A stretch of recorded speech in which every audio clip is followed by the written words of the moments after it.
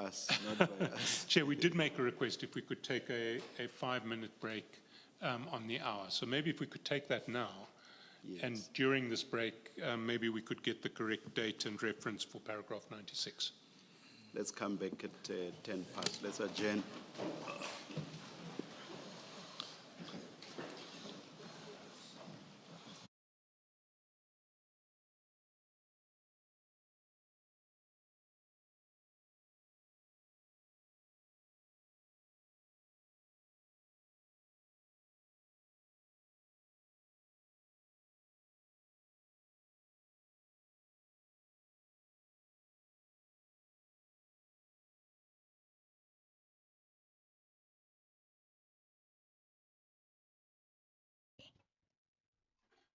In your sports this hour, Box dominate World Rugby Awards. USA gives visa appointment priority to World Cup ticket holders.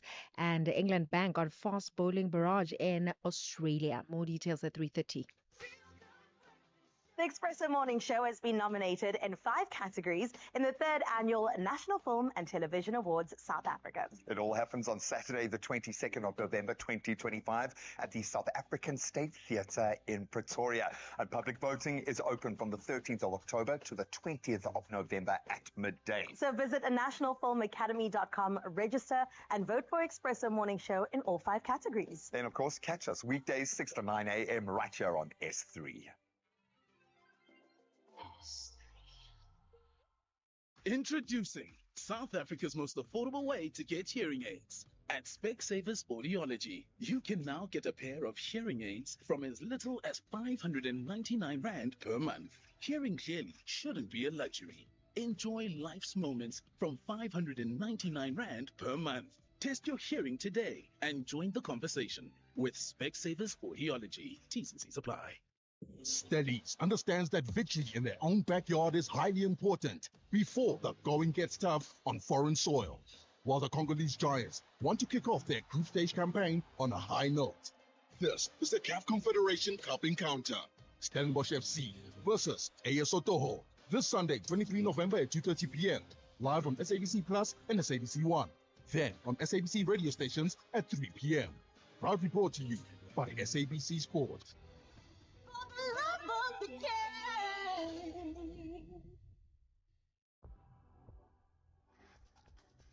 The National Pulse with Ashraf Garda on SAFM. You're listening to the National Pulse, weekdays 3 to 6 p.m. Well, it certainly is the National Pulse, and the pulses have been racing, and so has the mood of the nation. There's so much happening, the Madlanga Commission, the Ad Hoc Commission, as always, but now there's a serious build-up because we're very much in the midst of G20. And as you know, there's a G20 proper, the leaders forum that takes place, or summit at the weekend. But there's also been the build-up around the social summit and the business forum around that, and civil society and so much else. I just wonder, how much attention have you been paying to all of that? I mean, of course, you listen to the radio, you listen to the show, you learn certain things, and you're going to pick up a lot more over the next few days. I know that for sure.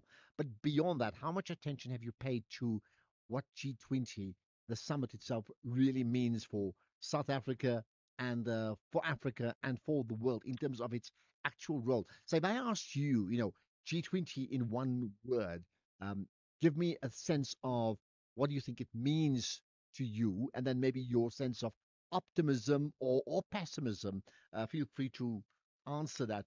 Now, to call in 086 000 203 to save that number, you can WhatsApp right away. We'll bank the WhatsApp calls immediately, so just do that, 0614 104 107. And if you are tweeting, use that hashtag, the National Pulse, and then tag SFM Radio and tag me, Ashraf Garda. So welcome indeed. Welcome to the show. By the way, I just want to pick up, because it's been a strange thing. It seems like, I have a lot of conversations with Uber drivers. Now, I'm not talking about South Africa. So here's an interesting one. When I was in Paris the other day, we had this driver, and again, most of the drivers, taxi drivers or Uber drivers in Paris are effectively, they're foreign nationals. I mean, they could be citizens of their country, but they historically come from other countries, predominantly from West Africa, and from North Africa. So Algerians and Moroccans and Tunisians amongst them, right? There's this one guy that we met up with, my wife Jamila and I, and he dropped us somewhere, and we started talking because he could speak better English than most others, right? And he turned out he's from Burundi, and living now in Paris for over about 15 years or so. And then, when he finally dropped us, he gave us his story about his friend, his family, and how settled is he. And then bottom line is like, he just came out. It was a Sunday morning, and he's like, actually, this is not my real job. I'm a lecturer at the university. That's what I really do. And I just do this as an extension of what I do on a Sunday morning while my family's asleep. So I work in about 4 hours. So by the time I get back home at maybe 11 o'clock or so in the morning, they're all still sleeping. So then they wake up late. So that's an interesting one. And I just wonder, how much time do you actually spend talking to these taxi drivers, Uber drivers, to learn about what they do in their lives? You'll find it quite fascinating. So think about that. I'll pause for the moment because I want to go back now to certainly a significant day at the Madlanga Commission. The Brown Mokgotsi, who is accused of playing a middleman between suspended police minister Senzo Mchunu and the alleged crime cartel boss Kat Matlala. Well, he's been testifying before the Madlanga Commission today, and he's being led by the Commission's chief evidence leader, Advocate Matthew Cheskelson. That's senior counsel, right? So let's cross right over. Of a chat between yourself and the minister. That's correct. We'll get to that later because you deal with it in, I think it's BM 10 or BM 11. And then at paragraph 98, you confirm that except for the messages that you specifically say you dispute in your statement, you accept that the other messages that we see in Annexure BM7 all the way from page 1 to 93 are authentic. That's correct. Then you proceed at paragraph 99 to deal with the topics that we asked you to address. Mr. Matlala, you don't add to what you've said already. Likewise, Minister Mchunu. Your relationship and details of communications on WhatsApp or Signal with Mr. Nkabinde, you address in 99.21. Can you tell the Commission about that, your relationship with Mr. Nkabinde and your communications on WhatsApp or Signal with him? Yes, it's at all relevant times I would speak to Nkabinde, and in most of the time when I could not reach Comrade Senzo Mchunu, it is when I would speak to the Chief of Staff. And mostly we did speak around, I think it was in September, it was September when he was arranging a meeting with myself and other comrades at the residence of Comrade Senzo, Minister Senzo Mchunu.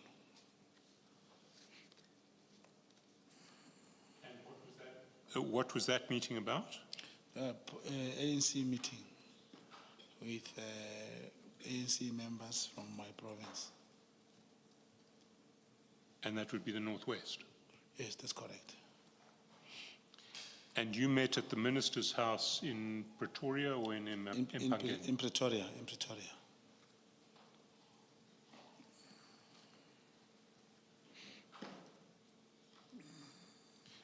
And that would be in September of? We arranged the meeting around September. I'm not quite sure of when did the meeting take place. It was only 5 people.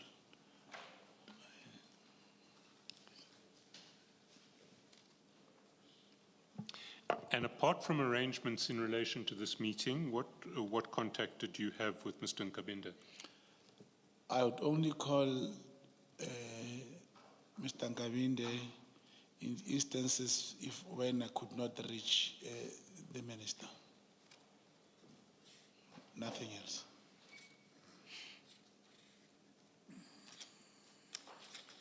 So how did it work? You had a direct line to Minister Mkunu, Yes, I do. I do have. and only if you did not reach him did you contact his chief of staff. So it was not the other way around. You No, it was didn't not that contact way the around. chief I would of staff contact, to yeah, speak to them. but usually, you know, I'm sorry, there'll probably be problems with the transcription. Can you please repeat your question? Mr. Mukhosi, maybe you're not used to this, so you'll see when I'm done. Wait for me to finish and then you can answer. It's not your fault. I know you're not used to this. Mosimane wa Mahikeng, tshware lora. Don't worry. The question I was asking is, you had a direct line to the minister, you said yes. So my next question was, it was not the case that when you needed to speak to the minister, you would call his chief of staff first. The way you did it was you would call the minister, and only if you could not reach him, then you call the chief of staff. Yes, on particular days, all members of whether parliament, ministers, all of them, there's something called ANC Day. On ANC Day, it's obviously open for Minister Senzo Mkunu to call him. I would call him specifically on that day.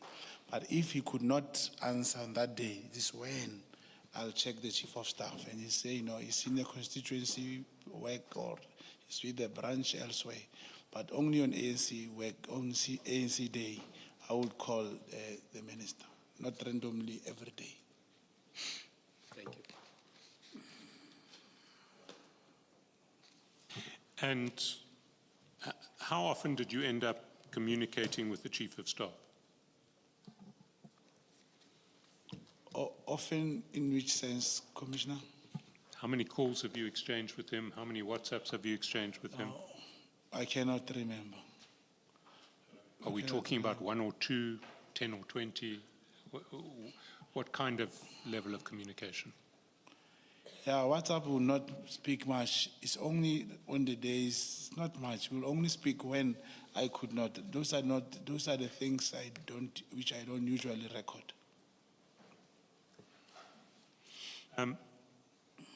99.2.2, you deal with Mr. Karim, and you address him all the way down to 99.2.7. Can you take the Commission through those paragraphs which describe your relationship with Mr. Karim? Mr. Suleiman Karim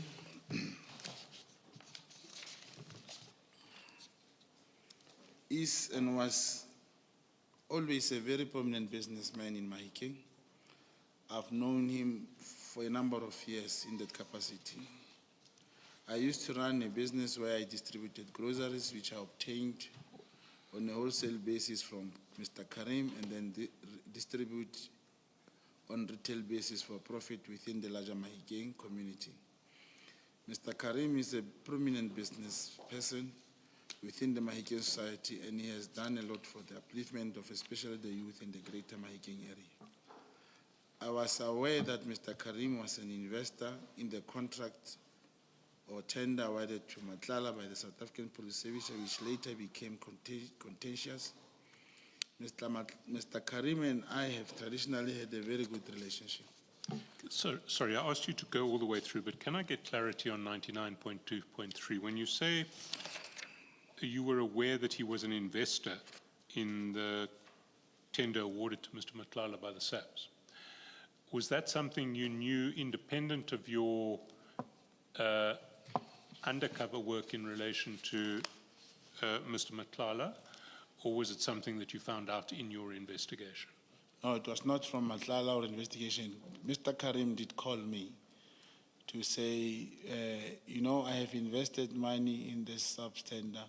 There's a guy, his name is Kat, and I did not tell him the role or whatever that I was doing on Kat or against Kat. And then what he wanted to find out in particular, he then said, I wish I can find out if this, I'm starting to feel that this tender is not authentic. kind of due diligence. Is there anyone that you know in SAPS who can tell us, who can confirm that this contract indeed is authentic or not? And I couldn't really find that out for him. That's when I started talking to Kat, which also opened the way for me when I spoke to Kat. But Kat, do you have appointment letter? Were you appointed? Because now, as you say, they are struggling to pay you. Were you really appointed? And then Kat said, yes, of course I'm being appointed. But also, Suleiman Karim showed me the papers of investment with Kat's appointment letter. I think we met in Mahikeng. He was showing me that this is how he was appointed. And I come back to the Madlanga Commission right after this. The best of the good life is coming back in 2026. But first off, Billings, Jonathan, Fez, and myself reunite for a road trip to the top beaches in SA. Kraalbaai, Camps Bay, Boulders Beach, and Nature's Valley. Don't miss the Top Billing Reunion Special, Thursday 27th November at 7 p.m. with repeat Saturday 29th at 3 and Sunday the 30th at 1 p.m. S3, open up.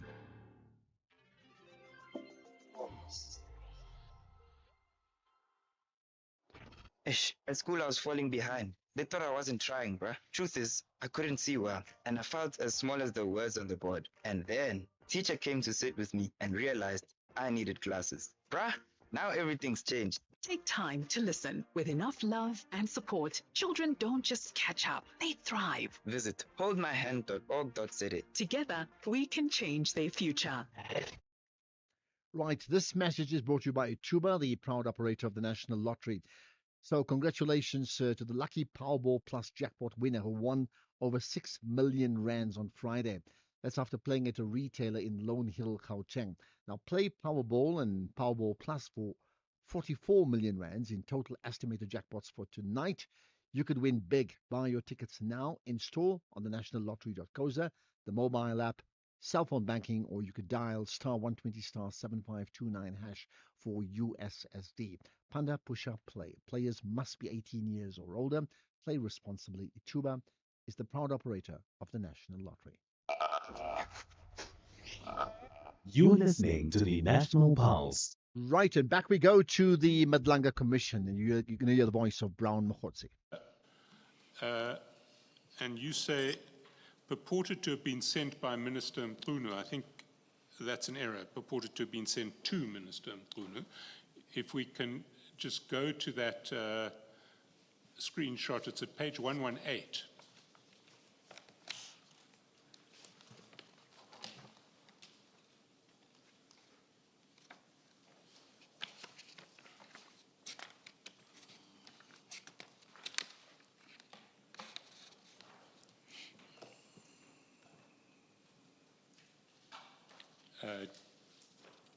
Do you have it?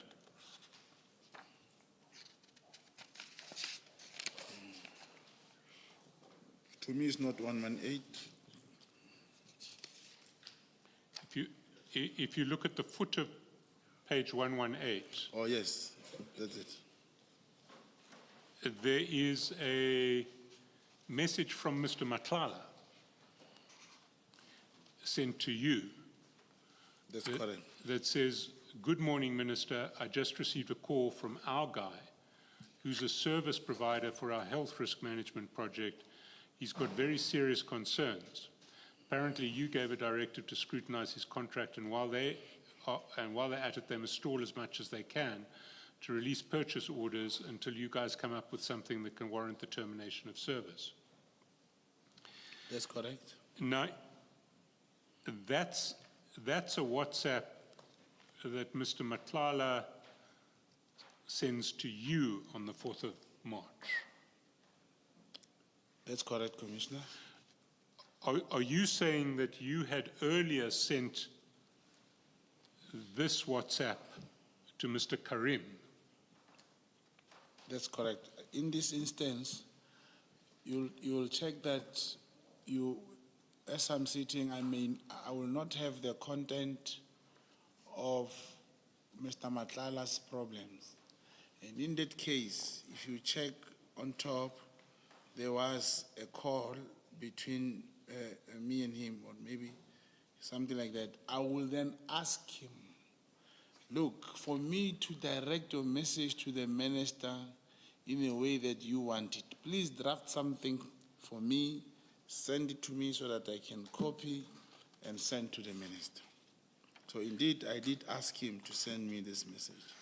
So this is a message that Mr. Matlala sends to you at your suggestion, formulating the message that he wants you to send on his behalf to the minister.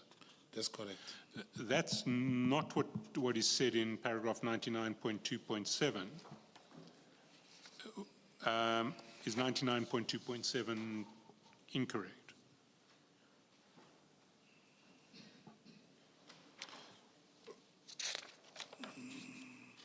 Because in 99.2.7 you talk about you sending message to Karim. This message to Mr. Karim. Yes. But this message, it may, I think there's a mistake with numbering here.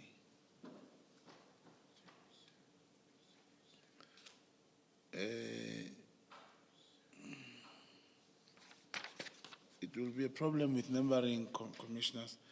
What I know is that the message that I'm referring to on 4 March 2025, I sent Mr. Karim a message containing screenshot to have been sent by minister. It must be a signal message which I'm able to craft, like I've been saying. I wish I could be allowed to do something and bring it. It's the message that says, whatever that I will want Karim to hear, something that will make him feel okay about the response from the minister. So I believe I'll have to find the correct reference in respect of that. Okay, don't need to take it further now. Then paragraph 99.3, you respond to the various references in the chats to an iPad guy. That's correct, Commissioner. Maybe I can take them to you.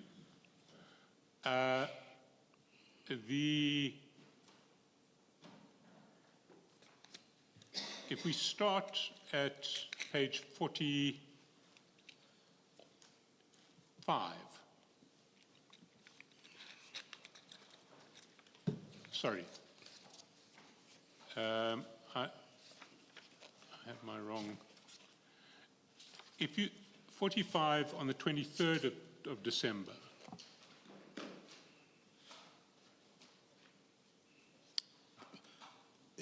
You write to Mr. Matlala saying, iPad guy name, and then you follow that up with, my brother, any news from iPad? And then there is an audio video call. Two, in fact. What were you interested in relation to iPad there? What was your inquiry with Mr. Matlala about?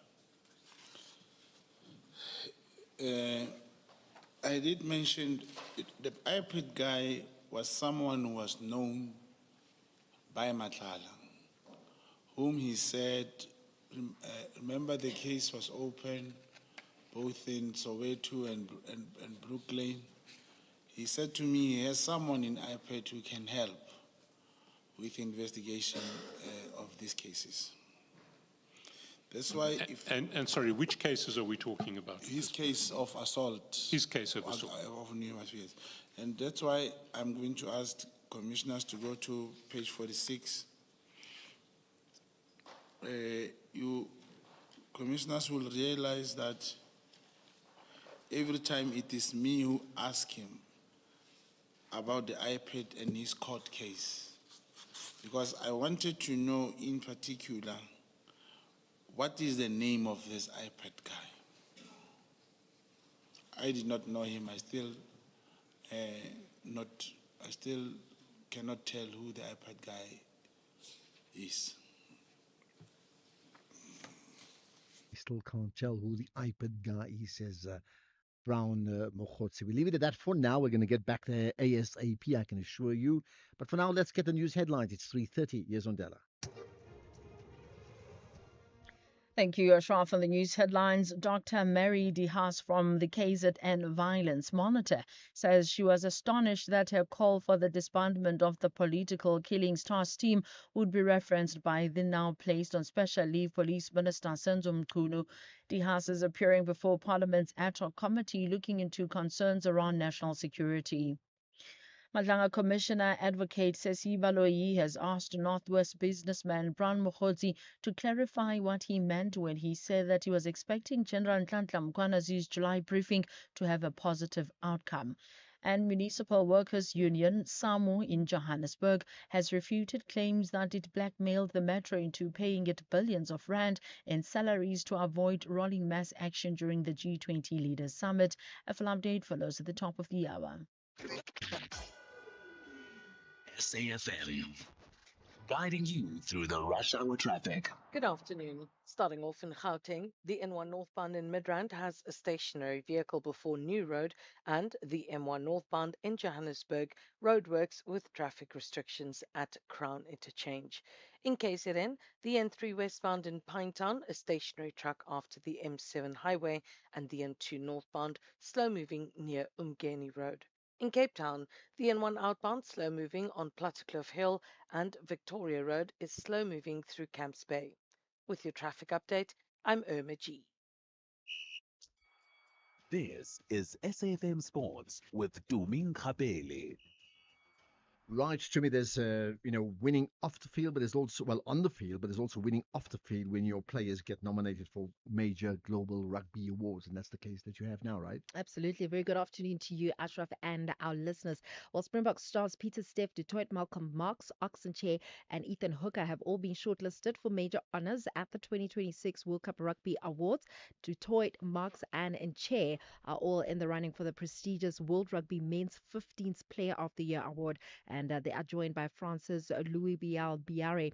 And Chair's nomination is actually a significant one, as he's the first prop in history who has been nominated for the Player of the Year award, while it's the second one for Marx, who has been nominated, as he was also among the nominees back in 2018. In terms of rising talent, Ethan Hooker, he's been named among the 4 contenders for the Breakthrough Player of the Year awards, and he's up against New Zealand's Fabian Holland, England's Henry Pollock, and Australia's Joseph Kosu Suwali. Meanwhile, Springboks assistant coach Mzwandile Stick feels that referees are not treating the Springboks fairly, especially following the 2 red cards in as many weeks on their November tour.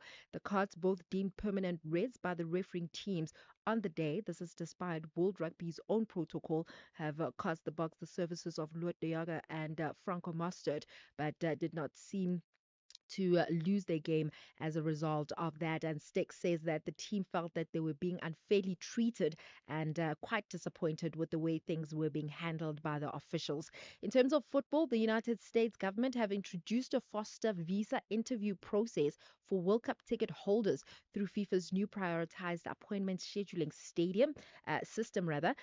President Donald Trump says that the system will allow fans facing long visa wait times to request a prioritized interview. But according to Secretary of State Marco Rubio, he has stressed that holding a ticket does not necessarily guarantee a visa. It just simply means that foreign nationals attending the matches in the US, Canada, and Mexico next June and July can get an embassy interview within 6 to 8 weeks of applying. Meanwhile, still staying with football, Bafana coach Hugo Bruce has ruled out any additional friendlies before the squad departs for next month's Africa Cup of Nations. South Africa will face Angola, Egypt, Zambia in Group B, and Bruce is expected to announce his final 23-man squad in the first week of December ahead of their pre-tournament camp in Tshwane. No, we will play one game, and I don't like to play 2 or 3 games before we go. We played enough against African teams, so we don't have to play against another African team because we don't know African football. We played the last 4 years nearly only against African teams.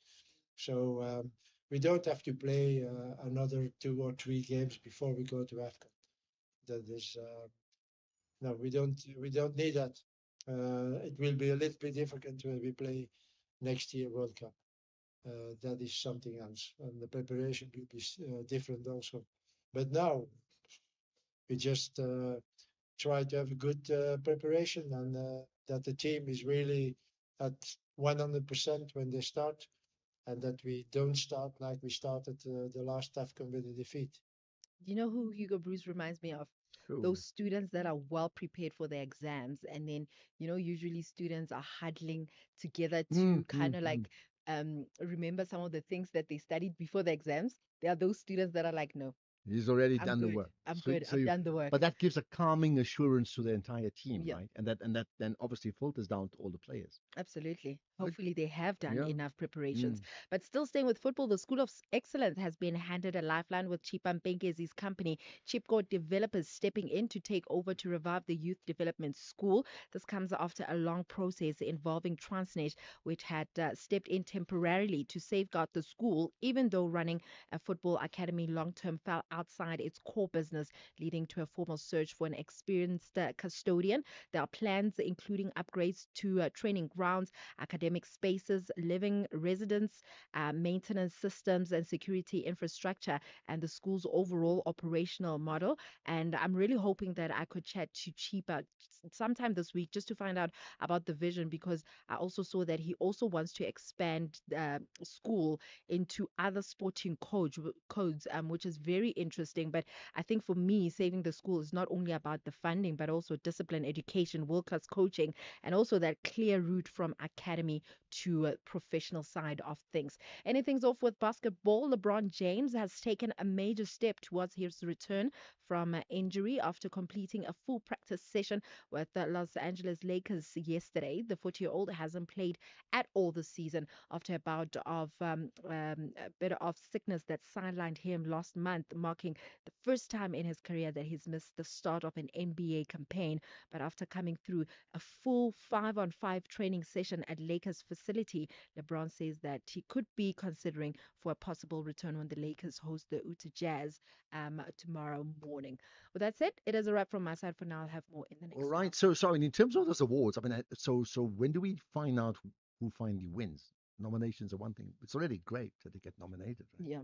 I'll come back to you with the Okay. with the And, dates. and I hope they do, because I mean, we just have it's amazing, and I'm just making this point that wherever you go, even in circles where people don't follow rugby, they reference Rassie Erasmus and his team all the time. There's clearly something that we can learn from them and I don't mean in sport, I mean in business, I mean in service delivery, in education, to say you are able to copy a template and then adapt it to your own environment. I mean, that's the type of champion thinking, really, that I would encourage everybody to do, because clearly they're getting it right far more than they get it wrong. Absolutely. Yeah. Absolutely. Good.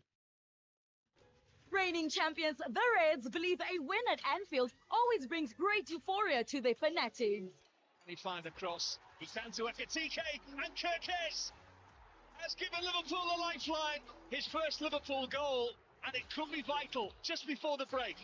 While the Trick-or-Trees are searching for a top-of-the-range strategy to defeat the Reds. Driven in by Nico Williams. Well, it may have taken Liverpool 95 minutes to break Burnley down. This is the Premier League. Witness the thrilling contest between Liverpool FC versus Nottingham Forest on Saturday, 22 November at 4:30 p.m. Live on SABC Plus and SABC3. Proudly brought to you by SABC Sport. For the love of the game.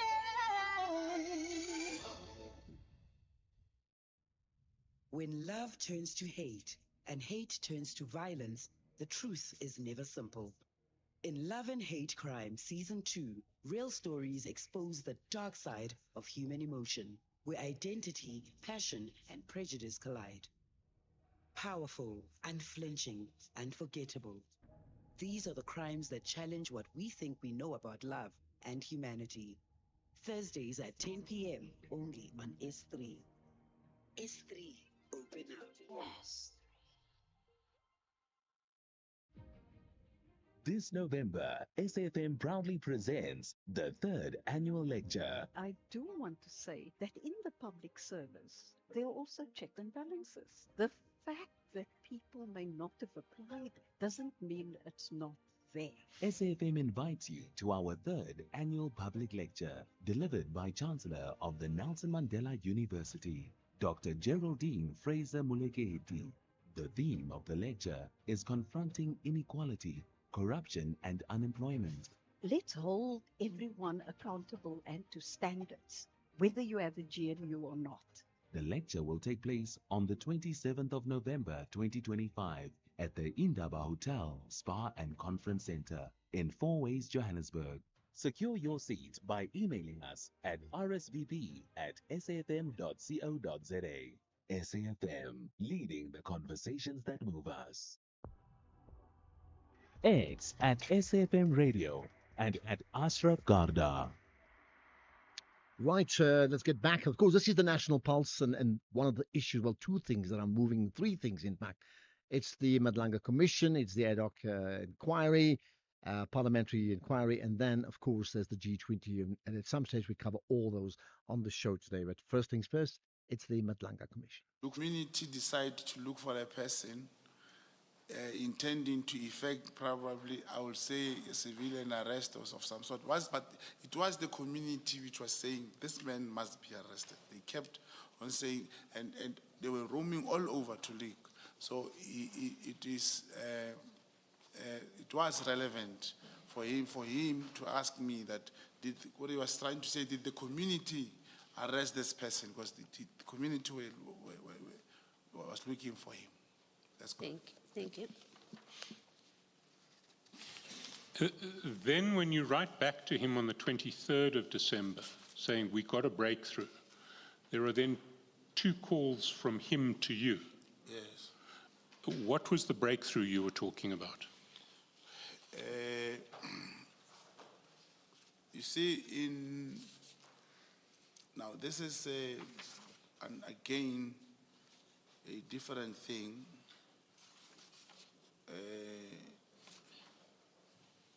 Because these guys, it has nothing to do with this one of Stilfontein. No, it was not Stilfontein. It was something else. I just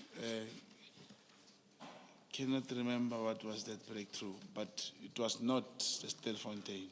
Neither was it anything to do with politics. I can't remember what this message, but I did send this message. It came from me to Minister Sensu. There's nothing to do with the police or Stilfontein. But if you go down a page, well, not down a page, just over the page to Tuesday, December the 24th, the minister asks you, was the arrest effected? Yes, but this is the same question Commissioner did ask me now about the arrest in Stilfontein.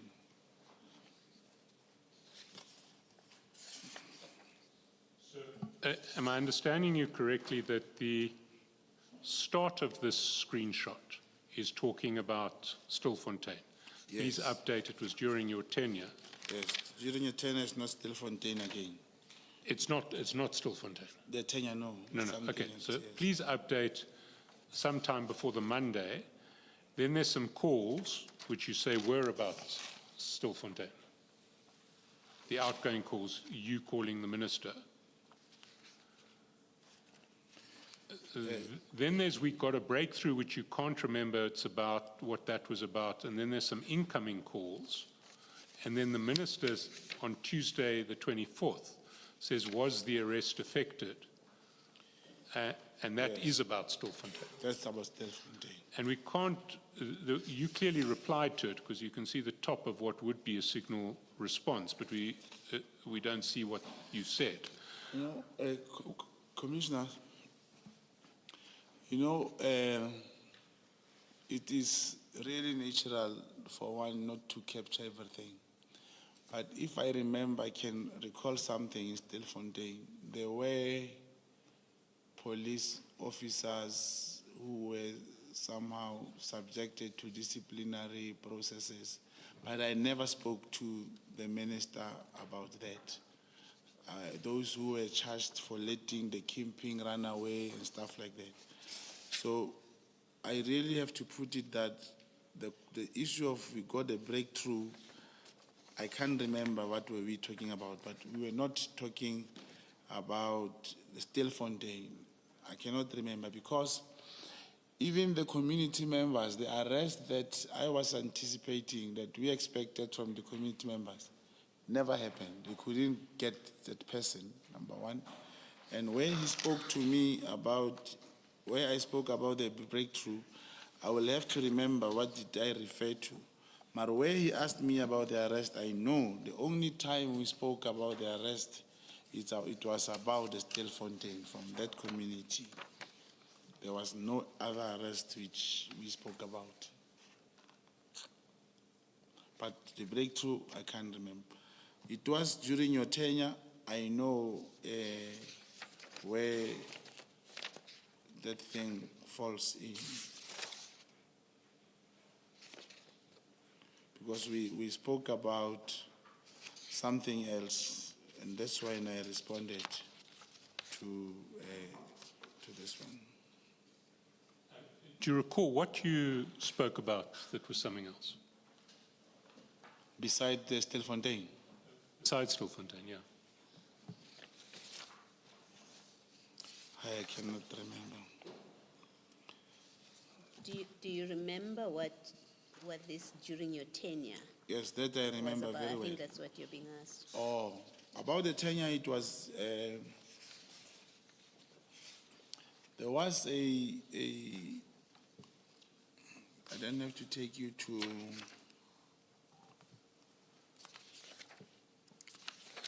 this message. May I look for that part, commissioners?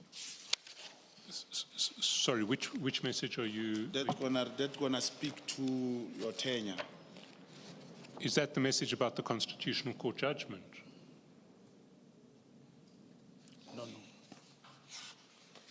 The Constitutional Court judgment, it has to do with the release of people who were sentenced to life after they were forced into a 204 statement by the PKTT. It's not that one.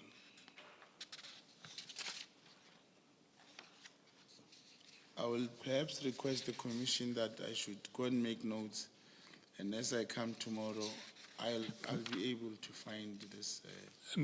Let's not dwell on it now, but can I take you to the next one, which is the Constitutional Court judgment message? That's BM8 of the 31st of December. And it starts at the foot of page 135 and it goes down to the end of page 136. And there you write to the Minister, Minister, I'm going to get the case number and this judgment for you. Now we've got something proven by the court. This is the matter now which either Sibia or the Minister can charge Kumalo and apply Rule 9 of the disciplinary hearing. It took the Constitutional Court to release a man who was sentenced to life imprisonment through a forced 204 confession. Imagine, Comrade Senzo, after 30 years of democracy, having this kind of policing. The good thing now is these are not allegations, but a court judgment. Yes, I did send this message. So you sent that to the Minister? That's correct. Now, and you've explained your understanding of the Makala judgment. What were you suggesting to the Minister in relation to the Makala judgment? Why would this be a matter for disciplining? Sorry, which Kumalo are you talking about? The Kumalo in the political killing task team. Major General Kumalo, yes, from who's also head of crime intelligence. That's correct. No, not crime intelligence.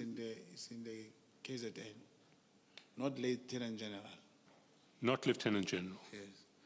This is an incident that took place in 2020 or 2021, where the PKTT has obtained a statement and when a person decide to change the statement and they force the person, the accused to become 204. And during trial, the witnesses did mention to the court that they were forced to write this. They did not intend, they did not want to write this. They were sentenced to life. They went to SCA and they went to the Constitutional Court. And they were acquitted by the Constitutional Court. And this message, it has nothing to do with my work. I did not investigate this thing. And I may have been misplaced or think this would be the remedy. But I did write this message to say, Minister, here is a judgment of some people who have been sent to prison for something that they did not do and being forced by the political killing task team. For just a moment, this is the National Pulse. My name is Ashraf Garda. As you know, it's been wall-to-wall coverage largely with regard to the Madlanga Commission. We'll also cross to the ad hoc committee later on after 4 o'clock, in fact. But yeah, back to the Madlanga Commission in a moment. From the first bullet fired to the last betrayal uncovered, the battle for the Dutton legacy has left blood on the land and scars on every soul. We've seen loyalty tested, families torn apart, and enemies made in the name of power, pride, and survival. Now, as the dust settles and new threads rise, the question remains, how far will the Duttons go to protect their empire? Yellowstone, Season 5, the fight isn't over, it's just begun. Starts Tuesday, 18th November at 7 p.m. only on S3. This week on BBC Primetime, watching TV could make you a winner. It's the BBC Primetime Watch and Win competition. Just tune into your BBC Primetime shows, answer a few simple questions on S3's TikTok account, and you could walk away with awesome prizes. From thrilling dramas to jaw-dropping reality shows, the more you watch, the more chances you have to win. Watch, answer, win. Only on BBC Primetime. Airs weeknights 9 to 11 p.m. on S3. Your couch just became the best seat in the game. With the ever-changing financial landscape, it can be difficult to make sense of all the moves at times. Join me, Jimmy Moyaha, on the SAFM Market Update with MoneyWeb, Mondays to Thursdays, 6 to 7 p.m, as we break down the key market trends, top financial stories, and smart investment insights, all in one place. It's everything you need to stay financially informed and ahead of the curve.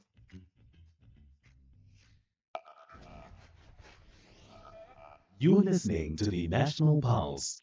A reminder, as soon as we can, we will play some of your WhatsApp comments. So feel free to add your thoughts right now in terms of what's moved you today regarding the Madlanga Commission, but anything else as well that is crossed your path. 061 0614 104 107. You got that? 0614 104 107. Let's get back to the Madlanga Commission. It says Sibia can charge Kumalo. So I'm asking because Yes. you're very specific. Yes. What in the judgment pointed you to it's Kumalo that must be disciplined? What about the facts here? When the team commits an offense, the person responsible for that team must take the responsibility. Is that the only basis? That's the basis. He is the project manager of this political killing task team. Yes. Thank you. Did you read the judgment? Not in totality. So where did you get the idea that this was a PKTT matter? In part of the processes, it talks about them. The matter was done by them. It is them who were investigating the matter. It was a killing of a councillor, and it falls within the ambit of the political killing task team. I mean, it was in fact a killing of a councillor in Knysna. That's correct. And it had nothing to do with PKTT, in fact. Yeah, but it was investigated by them. Well, we can discuss that tomorrow. The last screenshot I want to take you to is BM11 at page 142. It was sent by you to Mr. Maklala on the 30th of January, but it's a screenshot of an exchange that you had with the minister on the 26th of January. Yes, I did send a message. Can you just explain to us what you are speaking to? First of all, you say, "Morning, Minister. I'm in Durban and can confirm they got nothing on Phoenix Saga, and our contact says they couldn't even go to any bank. By the way, the girls here also." What's that referring to?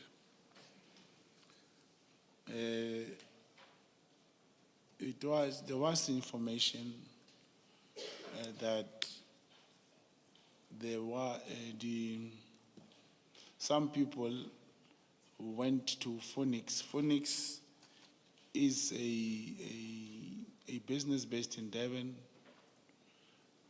and it was alleged that he was involved with Minister Senzo Mchunu when he was a Minister of Water and Sanitation. So there were some allegations that there are certain people who went to Durban or to KZN to go and find out, to go and establish or investigate or go to find out as to what is it that Mr. Senzo Mchunu was involved with Phoenix. And who was allegedly investigating? I am not sure. It was just information. But somebody must, you say, can confirm that they got nothing on Phoenix Saga. So did you not know who they were? No, we just heard there were two guys from Gauteng, from which organization. It was not, there was no any specific response to that. And how did you know that they got nothing? Because of the contact and people who were around, and the girl who told us, the same girl that I'm mentioning here, she did say they came, but they couldn't even proceed with whatever they were saying. And were you mandated by the minister to look into this issue? Repeat the question, Commissioner. Were you mandated by the minister to look into this issue? No. Because I was in Durban and I heard about that, I just thought I should talk to him about it. So this was the first contact you had with him over that issue? Yes, it was the first. You mean the first time in terms of me talking to him about it? Yes. No, I did. I did talk to him over the phone, but he said there is nothing there. I don't know what they're talking about, and he never sent me. But because I was in Durban, I just thought I should check on that particular issue. Then you say tomorrow we're signing the practice notes on the Northwest PEC matter for the SCA in Pretoria with the Senior Counsel. The matter will be a month from tomorrow. What was that referring to? That had nothing to do with the minister. It was my program, and therefore I had to tell him that I will be in Pretoria. I was checking in case he'll be in Pretoria. Oh, so you're saying essentially to him, I've got to be in Pretoria tomorrow, so maybe if you're in Pretoria, we can meet, as it were. No, I'm just saying he should know that I will not be in Durban, I'll be in Pretoria. I hear it. Yes. Then other news as well. In South Africa, lots of things happening here in the country, but also around the world. To bring us all of that, it's on Line Bana, it's 4 o'clock.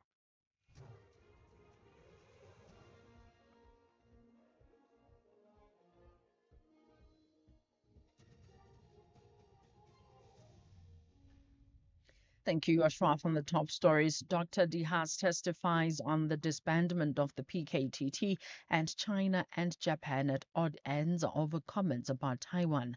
For SFM News, I am Undalambana and a very good afternoon.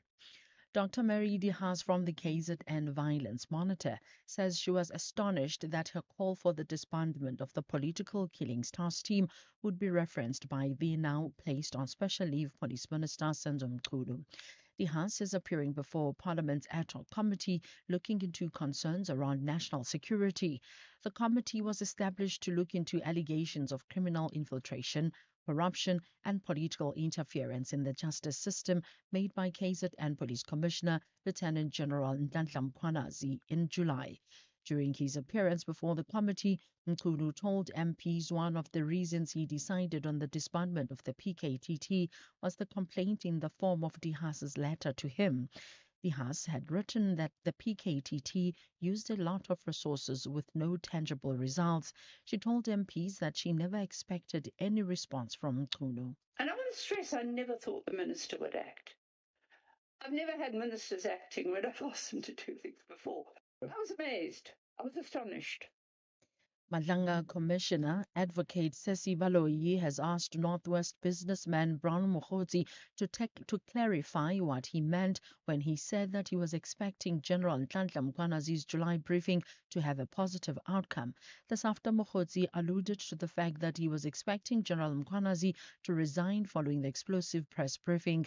Mokgotsi is currently testifying before the Madlanga Commission at the Bridget Mabandla Justice College. Thought on the basis of that discussion, he would bring a press conference that speaks to uniting the police community, uniting the infighting, as opposed to what, or you would resign. That's what actually I said.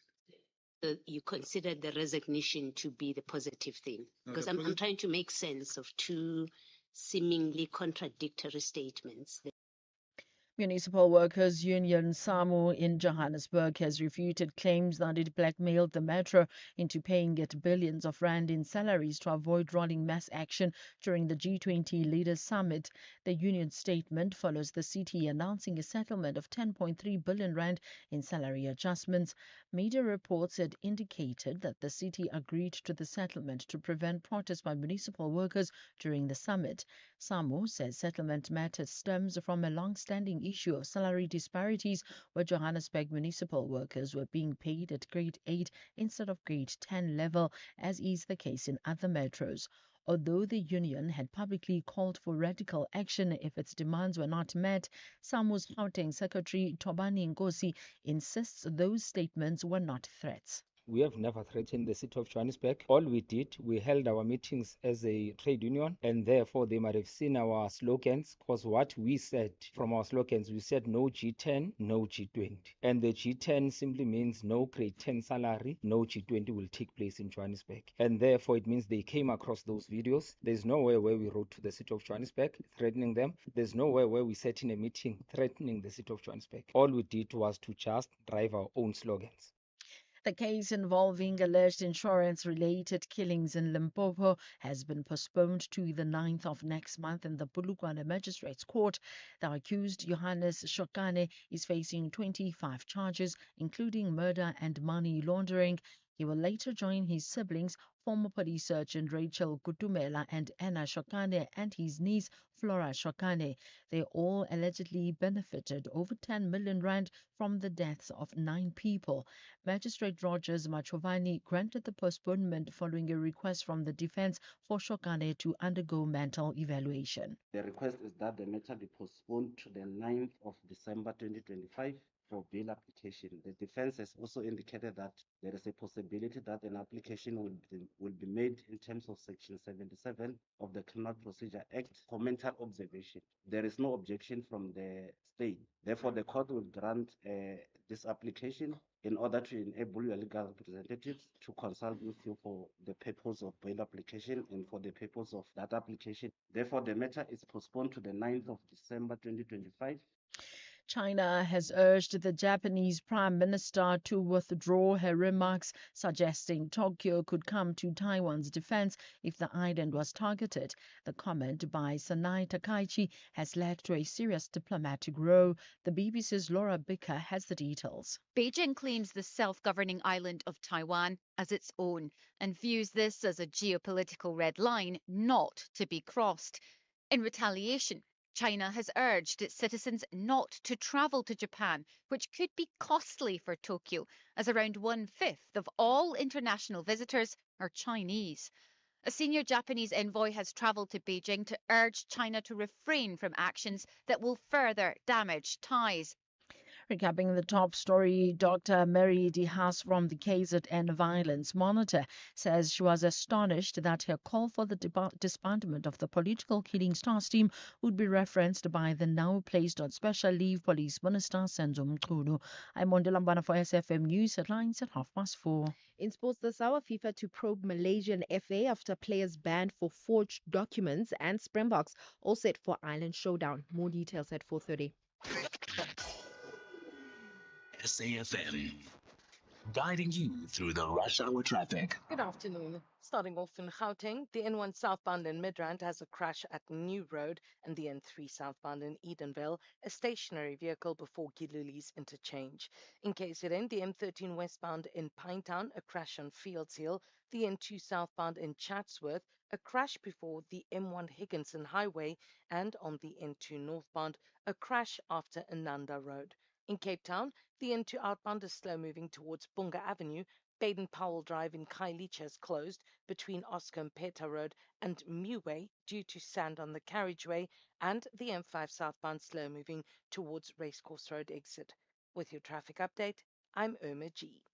The best of the good life is coming back in 2026. But first off, Billings, Jonathan, Fez, and myself reunite for a road trip to the top beaches in SA. Kraalbaai, Camps Bay, Boulders Beach, and Nature's Valley. Don't miss the Top Billing Reunion Special, Thursday 27th November at 7 p.m. with repeat Saturday 29th at 3 and Sunday the 30th at 1 p.m.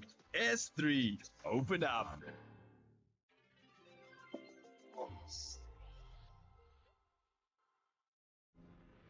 From the first bullet fired to the last betrayal uncovered, the battle for the Dutton legacy has left blood on the land and scars on every soul.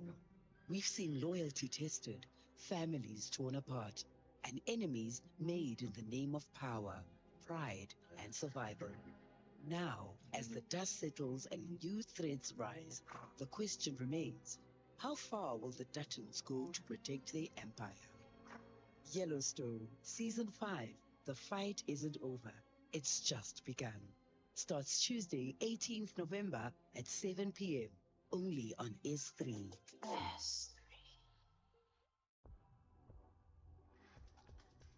The National Pulse with Ashraf Garda on SAFM.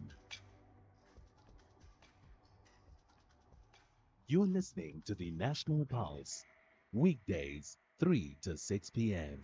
Right, whoever you are, welcome to the show, and I hope you've been listening for the first hour too, but if you joined in late, this is the National Pulse. My name's Ashraf Garda, back after 2 weeks away, well, day 2 and getting into it now, and suddenly the sun has come up for the first time since I've returned home. It's been 3-4 days of very overcast weather in the Johannesburg or the greater Gauteng region anyway, right? What's it like in your neck of the woods, right? So the plan was to now cross to the Parliamentary Ad Hoc Committee, but because with regard, and it's been a balancing act really between the two, but with regard to the Madlanga Commission, we have Brown Mokgotsi once again. He's still testifying, and therefore we felt it's just best if we know that you want to hear what he has to say. So let's get back then to the businessman, Brown Mokgotsi.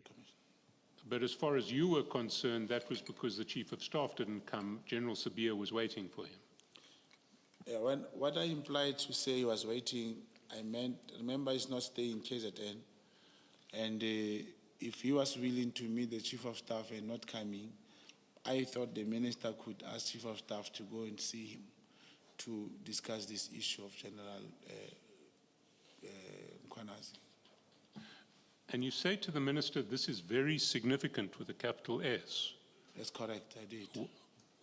Why would it be significant for the minister to ask the Chief of Staff to meet with General Sibiya? General Sibiya said, look, there's nothing that I can do. Get the Chief of Staff, because it is General Mkhonazi who spoke to the Chief of Staff.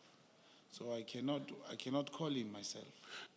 I understand General Sibiya's position, but why would it be significant? You're telling the minister this is very significant. What significance was it for the minister? As I said, Commissioners, General Mkhonazi did say whatever that he said to the Chief of Staff.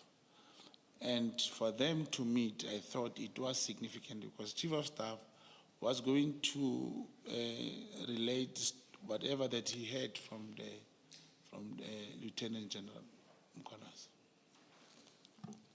And did you see this as a matter of importance for the minister?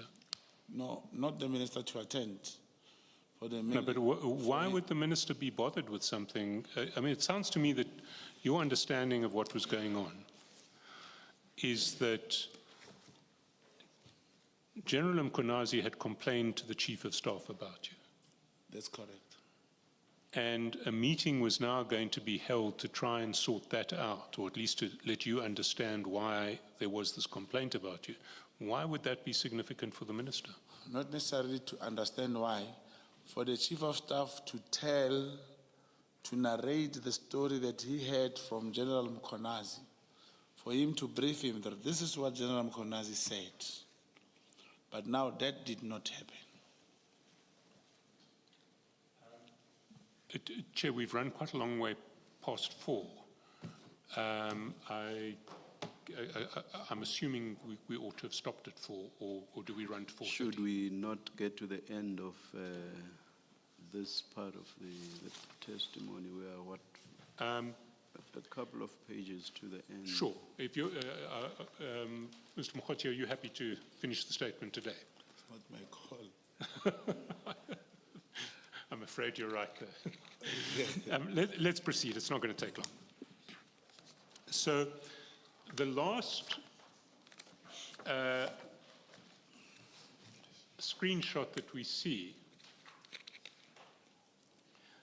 is BM10 on 31st of January at page 140.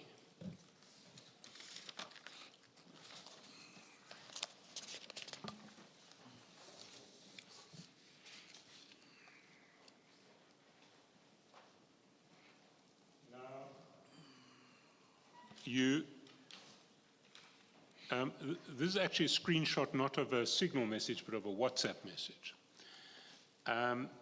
which was forwarded from you to Mr. Matlala on the 31st of January at 12:34. Now, you say in 99.15 that this is a screenshot of a message which I fabricated and then on-sent to Matlala as if I've received this from the Minister Mthunu. In fact, it's as if you'd received it from, I think, the Chief of Staff, because I think Senzo Chief is the Chief of Staff, which I did not. But I wanted to create the impression with Matlala that this was the position.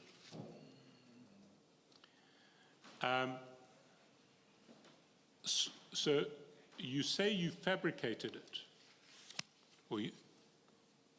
No.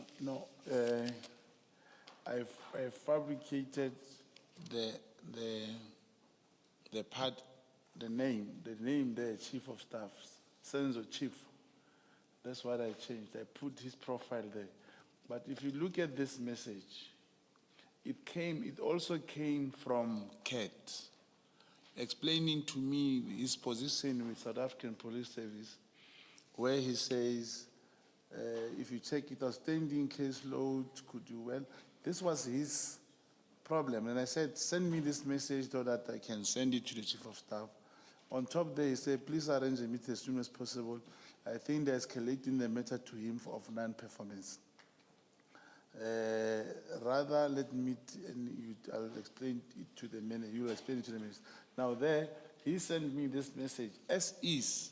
I copied the message and changed that portion where it's written sense of staff, sense of chief. So that's the fabrication I made, and I sent it back to Kat to show him that I sent him the message. No, I understand that, but so what did you actually do? You took it, because if one scrolls down, one sees that the whole screenshot has a copy of, well, what it looks like is there is a copy of the original message sent by Kat. Then there's a voice call. Then you send something responding to the message, and your message says this matter may be escalated to you because of non-performance, and the you, I suppose, is designed to look like the Chief of Staff, because this is supposed to be an engagement with the Chief of Staff. Our guy needs your intervention. January 08 guy who's about to take over our program. This non-performance is a result of non-payment and or late payments. I'm sending him your numbers that you meet, please. Yes, that's correct. So how, you say this is a fabrication? Yes, and I can do the same thing, and I can put your number there. Or anyone that you want. So what did you do? Can you just explain how you created this fabrication? All right. The message comes to my phone, and on the name of, let's say I saved Brown Mohoti. On my phone, I can take Tsepo and save him Brown Mohoti. The same way with the profile of Brown Mohoti. And I send that message and then take a screenshot and delete all on Tsepo. Tsepo will also not see immediately. Then this copy, I'll send it to Kat Madlanga. So what you did is you actually, you created a kind of bogus censor chief identity, or not even a bogus censor chief identity. You forwarded that message to Kat. No, not to Kat. To somebody else. It's like when to somebody else. Yes, like with these two phones of mine, I can send this message here and write this phone Tsepo. It will look Tsepo. Yes. Yes. And then you create a conversation, and then at the end of it all, you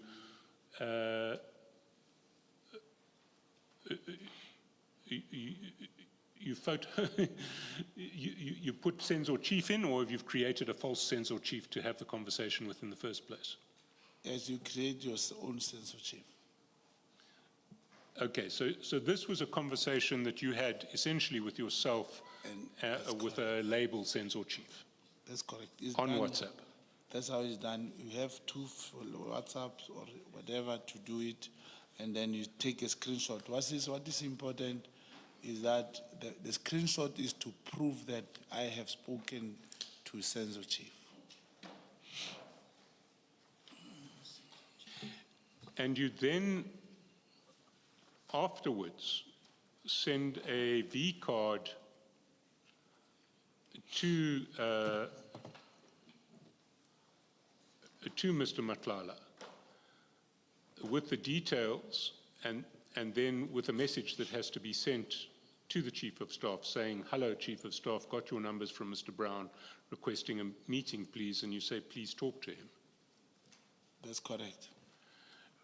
But of course, the result of all of this is that Mr. Matlala is going to try to call the Chief of Staff. That's correct. And also you'll check, there are two options in these operations. If the contact number of the Chief of Staff is on the minister's, the ministry website, you can give it to someone. But if it's not on the ministry website, you'll send the number, but out of the 10 numbers, one will be shifted, and you'll never reach him. So he was never going to reach the Chief of Staff on this number. I now understand this, the screenshot, Mr. Matlala. Mr. Bukhotsi. Call me Matlala today. I've done it twice, I apologize. Next time I'll vision week. Chair,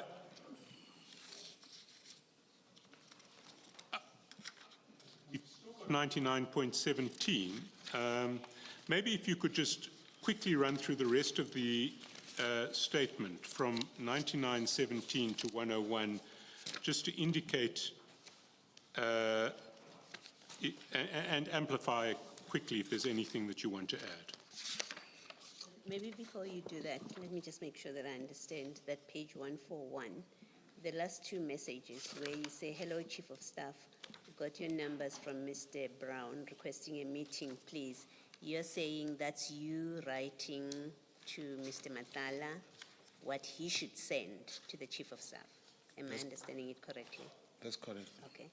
Then there's the following message which says, please talk to him. This is you to Mr. Matala. Are you still writing for him what he should communicate? What in fact are you communicating here? 104. 141. It's that page you were looking at with Mr. Chaskalson just now? 141?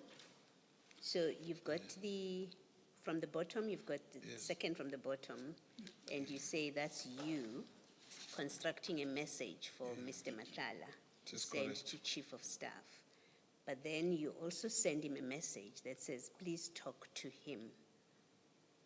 Who is this Is for? to show, I screenshot again to show Matlala that, or I forwarded, I'm showing him the message that I sent to the Chief of Staff, which I didn't send. Oh, so you're saying to Matala that you've asked the Chief of Staff to talk to and you. I was quickly, now this must be done quickly because and he also sent him a message, please talk to him at that moment. And you know that moment he won't be able to reach him. All right, thank you. And there's another option also, because now I'm talking this openly. Sometimes, in operations like this, one is able to even make a swim swap, and the whole day you don't get calls. Somebody is talking on your number as if it's you. That's not what happened here. That's not what happened. Thank you.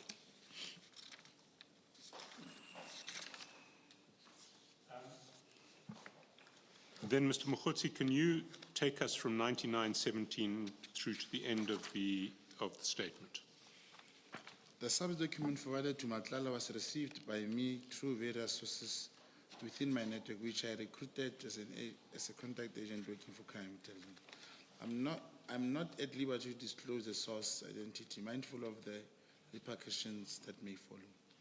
The information in each message contained information concerning crime intelligence that we forwarded to Matlala. All messages I sent to Matlala was in furtherance of my task order as a contact agent. Conclusions: at all relevant times hereto, I was duly authorized contact agent acting for and on behalf of crime intelligence, instructed by my handler or co-handler in terms of certain ad hoc task orders. I was privy to documents and information, being a contact agent with a vast network of information gathering sources. In terms of instruction received from my handler and co-handler, and in furtherance of executing the mandates contained in the task order, instructions from them are engaged with the person stated herein above to the extent that I described. Thanks, Mr. Mokgotsi. Is there anything you would want to add to the statement before we pick up tomorrow when you'll be questioned on it?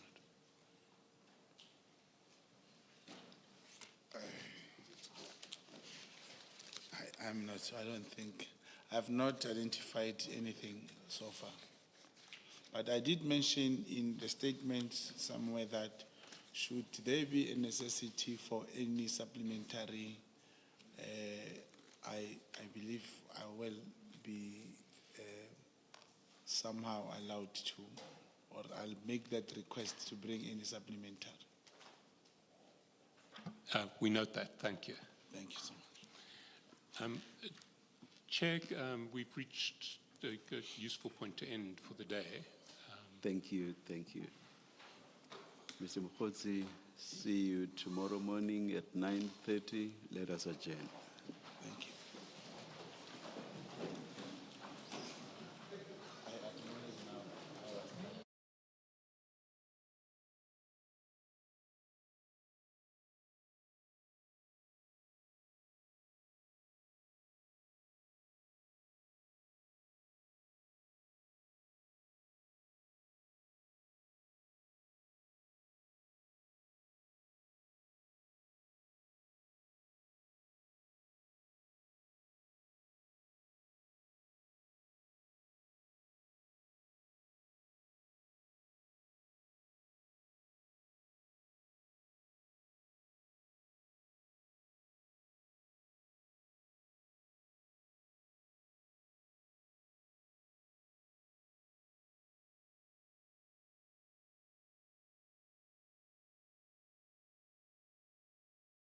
Tulasizwe Simelane on the Morning Brief. You are listening to the National Pulse with Ashraf Garda. Right, so there we are. We're going to now take some voice notes from you. That's why it's so important for you to send them early so we can bank them. Let's get your thoughts. I wonder what you're going to say. Hear this. A very good afternoon to you, Ashraf. You know, you can tell this Brown Mokhodzi chap is lying under oath. He's telling lies. And he will be charged with perjury, like other previous witnesses who came before the Madlanga Commission. No lies will defeat the truth. Shoti Signolo in Mafefe, Limpopo. Okay, there we are. That's one. Now there's another which maybe speaks in a similar vein. Ashraf, good afternoon, man. Flores from the beautiful Western Cape. Ashraf, let me tell you, Africa's first James Bond. The name is Mahotsi, Brown Mahotsi, double agent. I've never heard of an agent who disclosed his status. And this guy, Netflix got nothing on this whole drama thing that Mahotsi is causing here. Have a good summer. Bye. Okay, James Bond. You can call me Bond. James Mokhodzi. If I hear what you're saying, here's another. Good afternoon, Ashraf and the listeners. Just want to take my head off from Mr. Lafinyani at Hoc Commission. He is doing a good job from the onset. I follow him from the start of this commission. Mr. Lafinyani is good. He's doing a good job. Okay, thanks. Okay, there we are. So we'll hopefully pop across to the commission just now.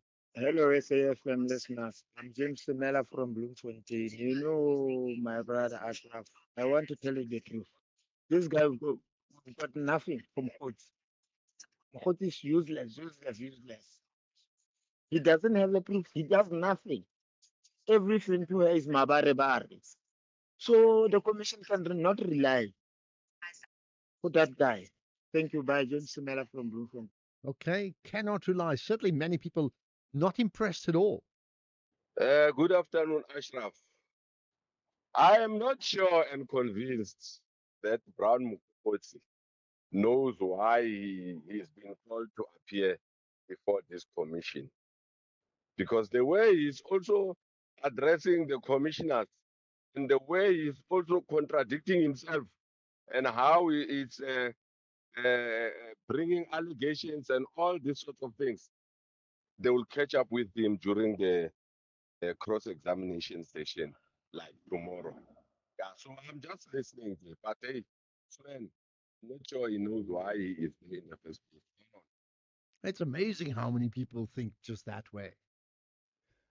Ashraf, let these leaders just suspend these summits such as G20, BRICS for a while and focus on maybe an organization that would be very strong, that would assist these countries that are in conflict, such as Sudan, people being killed.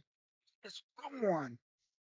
stronger than African Union, stronger than SADC, one, and we must first focus on peacekeeping platform. That's really important. Thanks, Willie. But you know what? I mean, when it comes to multilateralism, I mean, different organizations have different jobs to do. So, the role of G20 and the role of the AU or a peacekeeping force are very, very different. So it doesn't mean that while they're talking G20, somebody else must stop doing what they're doing in the Sudan, if you get my point. Right, more to come from Commission 1, Commission 2. We'll talk about that just now. Right now, 4:30, it's the news headlines with Ondela. Thank you, Ashraf. On the news headlines, ANC Secretary General Fikile Mbalula has stated emphatically that party president Cyril Ramaphosa will not leave his office before the end of his 5-year tenure. Dr. Meridi Haas from the KZN Violence Monitor has told Parliament's ad hoc committee that she found the resources spent on crimes related to politicians absurd when people in general find it difficult to access justice. And police in southern India say that they've killed one of the country's most wanted Maoist rebel leaders. A full update follows at the top of the hour with Kulufelo Defu. SAFM, guiding you through the rush hour traffic. Good afternoon. Starting off in Gauteng, the M2 westbound in central Johannesburg has a crash reported at Crown Interchange. The N3 southbound in Edenvale, a stationary vehicle before Giluli's Interchange, and the M1 northbound is queuing towards Woodmead Drive. In KZN, the N3 eastbound has a crash at Key Ridge, and the N2 southbound a stationary vehicle before the M25 Commercial Highway. In Cape Town, Alexandra Road, slow moving through Maitland, the R304 northbound in Stellenbosch, queuing towards Butler Road, and the N2 outbound, slow moving towards Bunga Avenue. With your traffic update, I'm Irma G. This is SAFM Sports with Tuming Kapele. Okay, so just another day, and this is not VAR on the pitch, it's like VAR off the pitch, right? Yeah, FIFA is set to launch a formal investigation into the internal operations of the Football Association of Malaysia. This is after the global soccer body suspended 7 neutralized players of the national team over their alleged use of doctored documents. The players were banned for 12 months. This is after FIFA found the false documentation had been used so they could play in an Asian Cup qualifier for Malaysia against Vietnam, and all 7 players appeared in Malaysia's 4-0 win over Vietnam in the third round of the 2027 Asian Cup qualifiers in June. Meanwhile, former PSL referee Victor Tlongwane has welcomed developments towards introducing VAR in South Africa's domestic football league. It's good progress that they are starting to move, especially getting the license from FIFA, because FIFA must grant us permission. So going to Spain to learn how it's done, it will also give them, more information on how to implement it in the country. Because remember, we have 3 different types. We have centralized, we have VR light, and full VAR. So news I'm hearing is that we're going to centralize, which will require less manpower. But then it will require a big room, because if 2 games or 3 games are playing at the same time, you need to have, lots of screen TVs for all those appointed officials to manage VR and communicate with the team at the stadium. So it's good progress. Although Cheleta is so fitly, but it's good progress. And it's great that VAR is coming through, Ashraf, in the country. I think the big question is, are all stakeholders agreeing? All stakeholders in football. Well, That's the when you question say right who's all, I mean, who needs to agree? If the PSL, as in the PSL Ivan agreed. Koza Is the agrees, PSL agreed? no, Ivan Koza is SAFA. I must get my no, he's PSL, yeah. Yeah. If he agrees, what have they not agreed? If they, I don't know. so We what need are to these find guys doing here out. then? I mean, who brought them here? I know Gayton That's the McKenzie made question. the first pitch. Who brought them here? You didn't Gayton bring them, did. did you? Gayton did. No, I didn't. okay. But we'll hear a bit more about it as the story unfolds. But Banyana goalkeeper Kaylan Swart has admitted that the delayed contract talks between coach Desiree Ellis and the South African Football Association did cause a bit of uncertainty within the team. Ellis was a notable absentee in their recent camp as they made a final push to qualifying for the 2026 Women's Africa Cup of Nations, with assistant coach Tina Sonkembuli leading them to a 2-1 aggregate win to book their ticket. And Swart says that they did their best as senior players to shield the younger ones from the tension and uncertainty.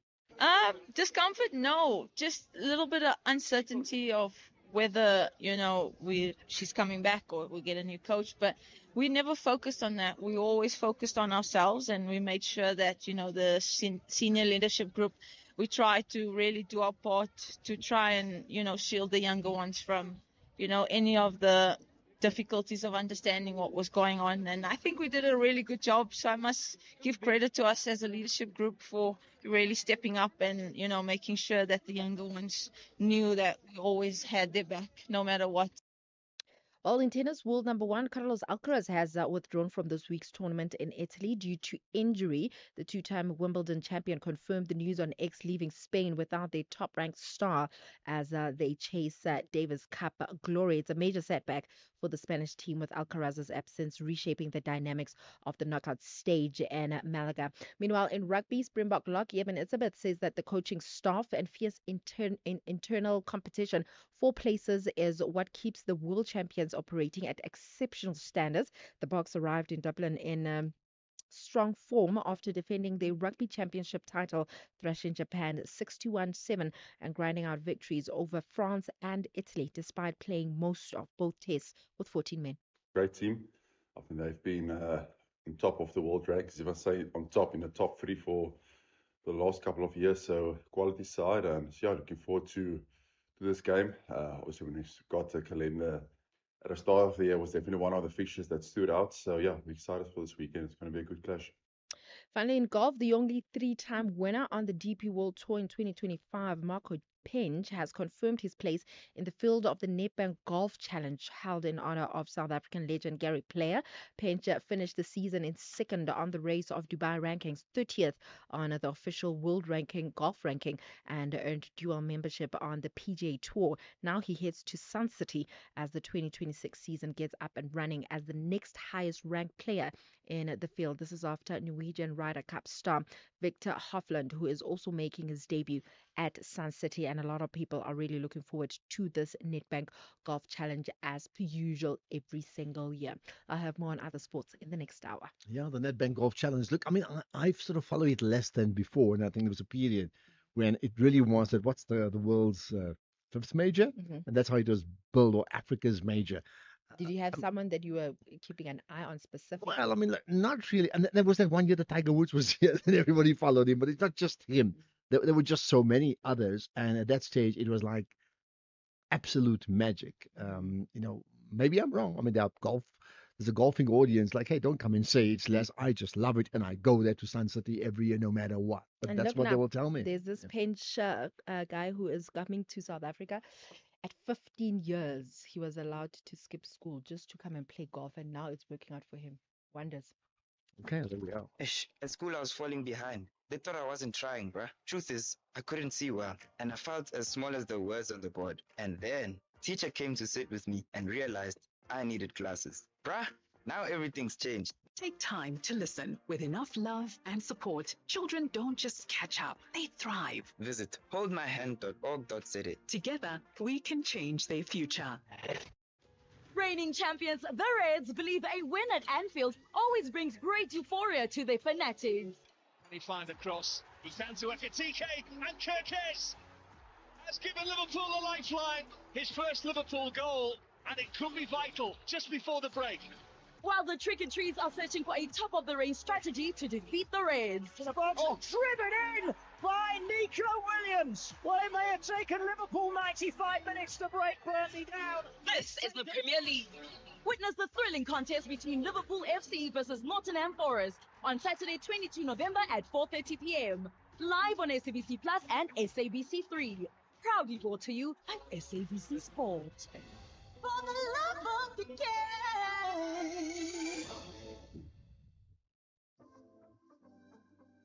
SAFM commemorates Disability Rights Awareness Month under the theme Celebrating 30 Years of Democracy, Creating Strategic, Multi-Sectoral Partnerships for a Disability-Inclusive Society. SAFM supports and works tirelessly towards equity and equality for those with disabilities. Empowerment is key. Let us break the barriers and improve the quality of life for those with disabilities. Our efforts towards a better life for those with disabilities can only be impactful when we do so together. We do not tolerate any kind of discrimination. Disability Awareness Month 2025 on SAFM 104 to 107 FM nationwide, leading the conversations that move us. Economic news on SAFM. Facts and figures you can count on. Let's get to those facts and figures with Makwe Masilela from Makwe Fund Managers. You want to start, Makwe, with Telkom's interims, right?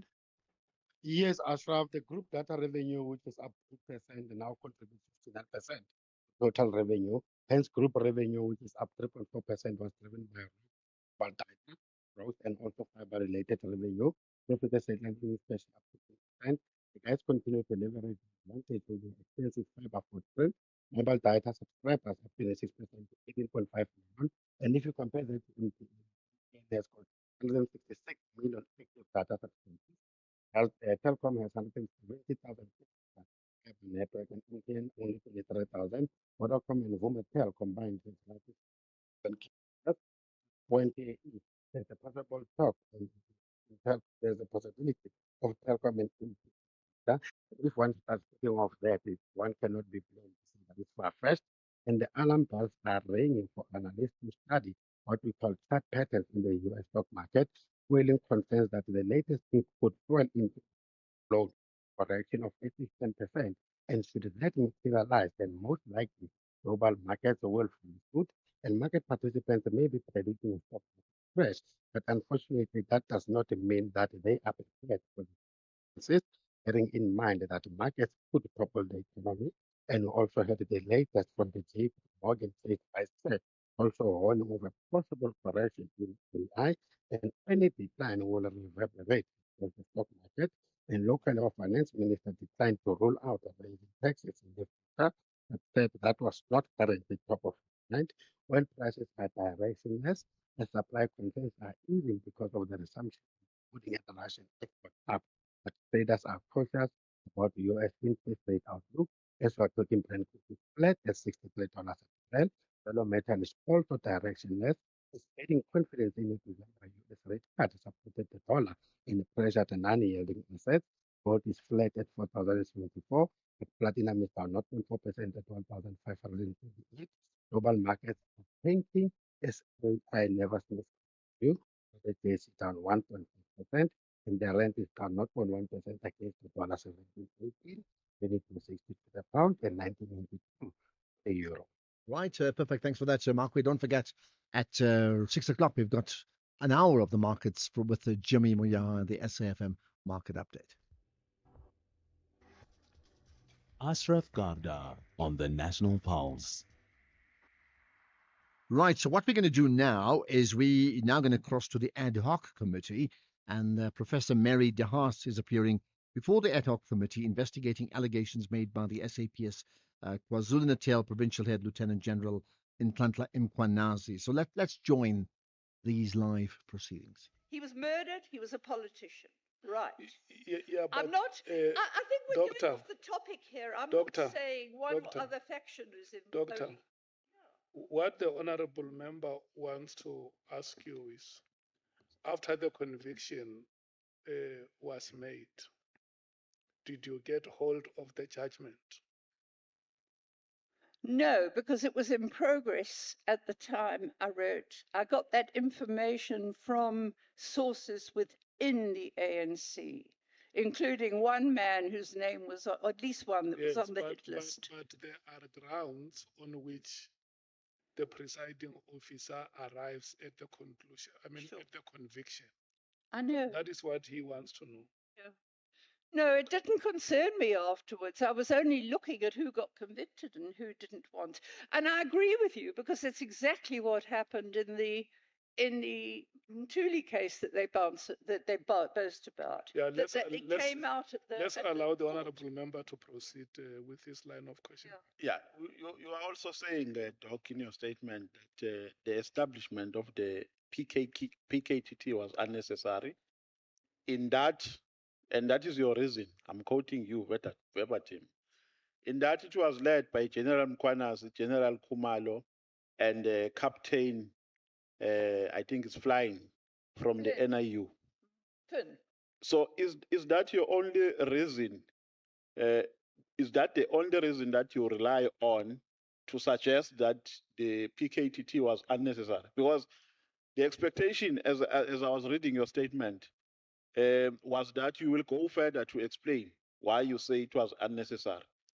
You have just limited it on who was leading it, and it ends there. No, it's one of the reasons. I mean, to start with, I've never heard of an investigative team that hasn't got a senior detective leading it. I mean, it's just one of the reasons. Okay. So you and my observation based on your statement is that you never agreed with its establishment from the inception, correct? No, at the inception, I had an open mind. It No, was a couple of years later when I saw very little progress. No, but why are you saying? Because you are saying in your statement, the provincial team that was there before the PKTT was more efficient and effective. That's what you are saying in your statement. Yes. So that means if your belief is that it was more efficient and effective, then there was no need for the establishment of this one. And you even say the arrest of Cindy Somakaka was made by a detective of the provincial team, not the PKTT. The PKTT hubotized it because cases were later withdrawn. That's what you are saying in your statement. So that is why I'm saying to you, you never agreed with its establishment from inception. All right. I need to explain. I didn't understand why. No, can you speak through your mic? Say yes, no, because I didn't. No. Your mic. Yeah, Not yes, sorry. no. Your mic, yeah. I didn't understand why it should be established, but we had all this going on about, well, the Morani Commission said it should be. I thought, well, let's see what it does. And then I couldn't actually find out much about it, what it does. And 2 years later, it didn't seem to have done much at all. You are also saying that some accused people did not get legal representations, and you attribute that demise to the PKTT. No. I'm not saying it's because of the PKTT. It's much wider than that. People are being let down. The PKTT victims, like the let's use the hitman because it's such a minglegwa. I mean, they're getting legal advice, but not. The lawyers are often, the legal aid offers are often inexperienced, and the prosecution is quite intimidating, and various people independently have given information about bribery being fairly common. So I don't know who is getting bribed and who isn't. No, but do you know that because you have made that criticism under your criticism or within the criticism of the PKTT, the issue of legal representation. Do you know that it's a responsibility of the legal aid board to give legal representation to people who qualify to get it? I know that. So the police enter nowhere in that space. If people who deserve to get free legal representation through legal aid don't get it, then a blame can be attributed to the legal aid, not to the PKTT. I didn't blame the PKTT for it. These victims are like other victims. You know, if I say to them, did you ask your lawyer to do this? I asked him and he didn't do it. Or what is your lawyer? Well, the lawyer doesn't listen to me. Now, these are this is a comment generally I'm talking about. And because of the PKTT having this prosecutor that is widely accused of bringing cases that are fabricated, if that's the case, then people suffer even more if they haven't got a very smart lawyer. I mean, in the case of Dlamini, his co-accused, I kept saying to him, but look, if you think this magistrate is partisan, you can actually apply, if you can give evidence if you can talk about that, you can apply for a change of magistrate. He said, I asked my lawyer to do it, and he didn't do it. Then along comes an advocate for the co-accused, and he's quite sharp. And when the judgment finally happens, he checks the judgment, and he finds that it's fabricated evidence of the judgment, non-existent case laws. So when he goes back to court, Yeah, no. so what I'm saying is, he had a good lawyer that picked it up. Okay. Now my last question. You are saying here the PKTT is grossly irregular. What do you mean? And based on which law are you saying it's grossly irregular? Okay. It doesn't have any permanent senior leadership in detective service. So that is your reason. I have a list of people who. No. If please, because I'm running out of time. Doc, please. In terms of which law do you have any law which supports your argument that it is grossly irregular? In terms of which law? If there's no law, it's okay. Say I can't cite any law. I will leave it there. I won't pursue it further. There's no law that talks about. Okay, no. Okay, we're going to get back to the Parliamentary Ad Hoc Committee. Quite fascinating listening to in many ways, the repartee, isn't it? This is the National Pulse. This November, SAFM proudly presents the 3rd annual lecture. I do want to say that in the public service, there are also checks and balances. The fact that people may not have applied doesn't mean it's not there. SAFM invites you to our 3rd annual public lecture, delivered by Chancellor of the Nelson Mandela University, Dr. Geraldine Fraser Muleketi. The theme of the lecture is confronting inequality, corruption and unemployment. Let's hold everyone accountable and to standards, whether you have a GNU or not. The lecture will take place on the 27th of November 2025 at the Indaba Hotel, Spa and Conference Center in Fourways, Johannesburg. Secure your seat by emailing us at rsvp@safm.co.za. SAFM, leading the conversations that move us. Right. We'll be crossing back again to the ad hoc committee in just a moment. But before we do that, let me remind you that this message brought to you by Ituba, the proud operator of the National Lottery. So congratulations to the lucky Powerball Plus jackpot winner who won over 6 million rands on Friday. That's after playing at a retailer in Lone Hill.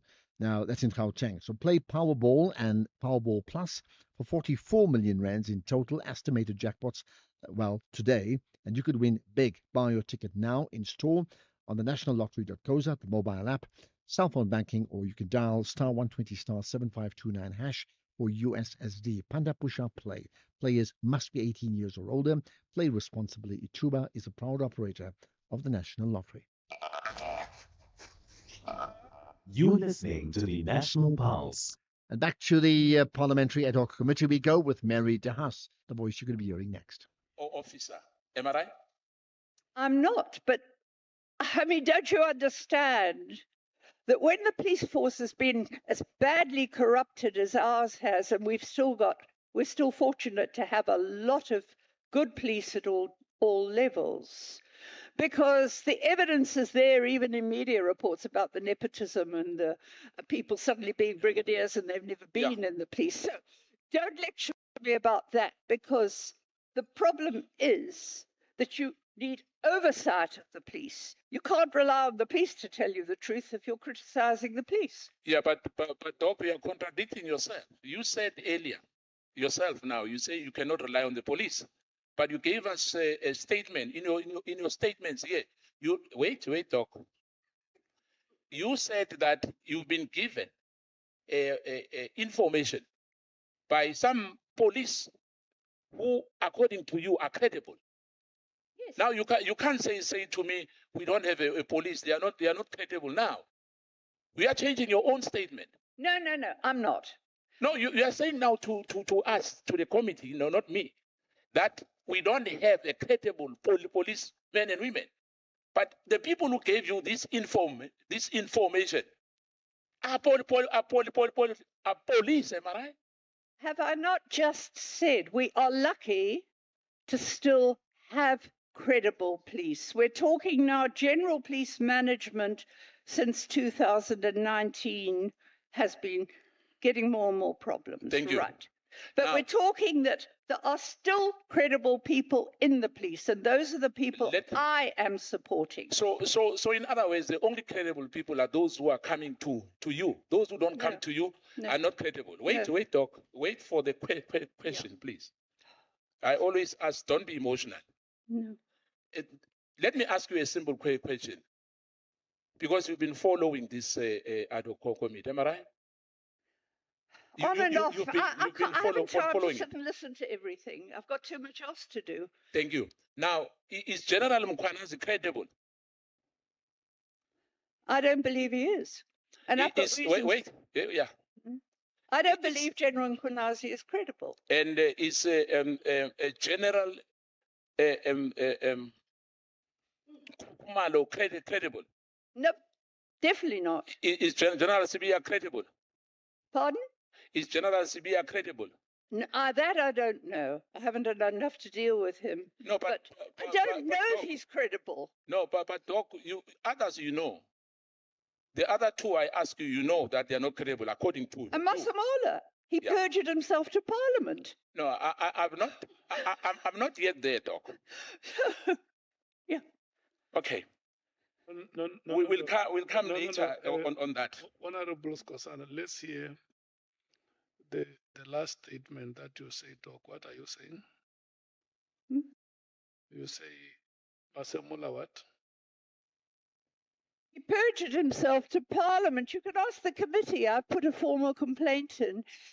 What happened was, at the end of 2022, just after Patricia Mashale had almost been killed, they asked us to give evidence. They didn't let us, and Masemola gave evidence that was lies. I was not saying that you must explain. I just want to hear this. You say Commissioner Masemola perjured himself to Parliament. Yes. And I'm also told that General Mkhwanazi changed his sworn statement. I don't know if that's correct. No, Doctor. Doctor. I don't. You know, when I talk to you, I talk to you as a young South African who must learn from you.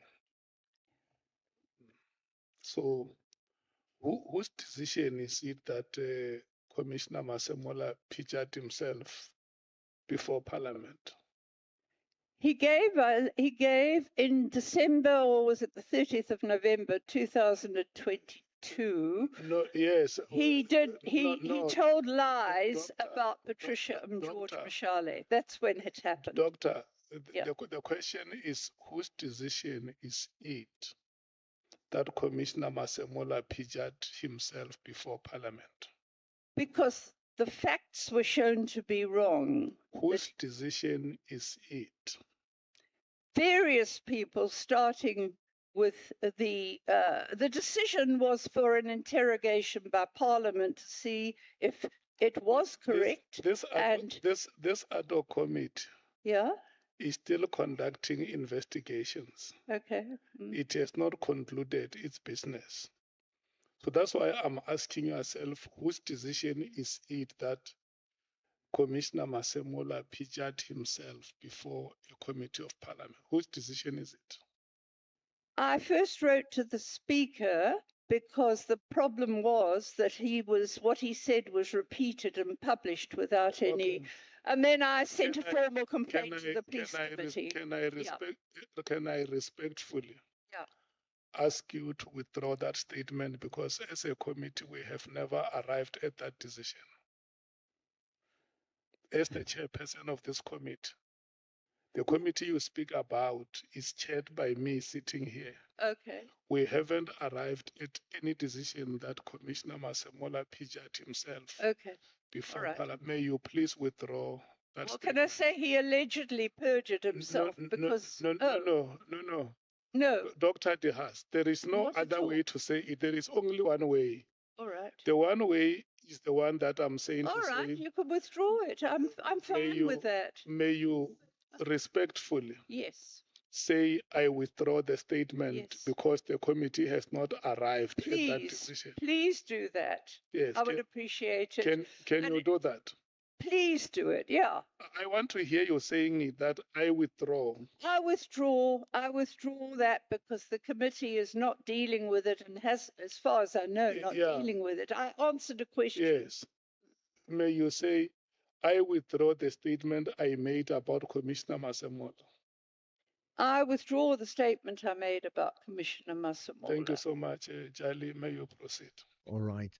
You must agree that has been hugely entertaining, hasn't it? Let's get the news at 5 o'clock.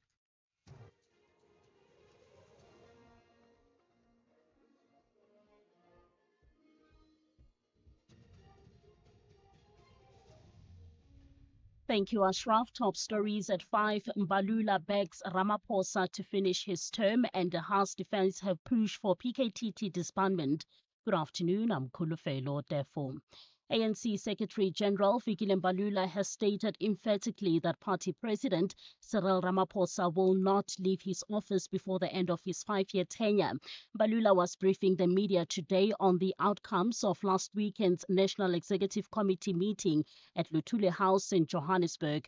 His comments arise from questions triggered by Ramaphosa's political overview report at the meeting, where he dared his detractors to stop discussing his exit in secret, saying he would resign the next day if asked to do so by the NEC. It is a tendencies in the organization that want to digress the entire party to focus on chasing ghosts. Ghost like Ramaphosa stepping down. Ramaphosa step down is a ghost that is there pursued by others. And they believe in their figmentation of their imagination that such a thing will arise. Gauteng Premier Panyaza Lesufi says the ongoing cleanup efforts in Johannesburg will not end after the G20 summit. He was speaking as the Gauteng permanent delegates to the National Council of Provinces undertake their week-long oversight program starting today. During the visits, delegates will engage with communities and assess progress in providing basic services, focusing on incomplete, delayed and abandoned infrastructure projects across Gauteng. Lesufi says the province is ready to welcome and host the G20 Leaders Summit delegates. In the G20 coalition, there was no Ipurune, there was no Tshwane, there was no Gauteng, there was no Merafong, there was no Midvaart. There was one government that was determined to ensure that our province is ready to host. And this approach has assisted us. And we said we are ready to host G20, but after G20, we are continuing this arrangement. We are not going to stop to beautify our province, and we are not going to stop to do good things. In Parliament, Dr. Mary De Haas from the KwaZulu-Natal Violence Monitor has told the ad hoc committee that she found the resources spent on crimes related to politicians absurd when people in general find it difficult to access justice. De Haas, an honorary research fellow from KZN University, has been accused by Provincial Police Commissioner Nhlanhla Mkhwanazi of pushing for the closure of the political killings task team. She also wrote to Police Minister Senzo Mchunu, who has been placed on special leave, calling for the unit to be shut down because, according to her, it had consumed a significant chunk of resources over 6 years with little tangible results. Her letter was used as reference by Mchunu as one of the reasons he disbanded the task team. The House explained why she thought the PKTT needed to be disbanded. I see people dying and the police doing nothing, and yet we're spending this money on this team. I think it's outrageous, quite frankly, when ordinary people can't get justice, they want closure, they don't get it.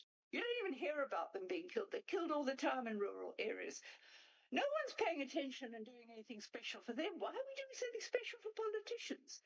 In other news, more than 600 people have been arrested in Mayfair, Johannesburg for not having valid documentation. The operation was led by the Johannesburg Metro Police, SAPS and Home Affairs. Musamhlongo reports. Approximately 217 women and 413 men were detained after they were found without valid documents.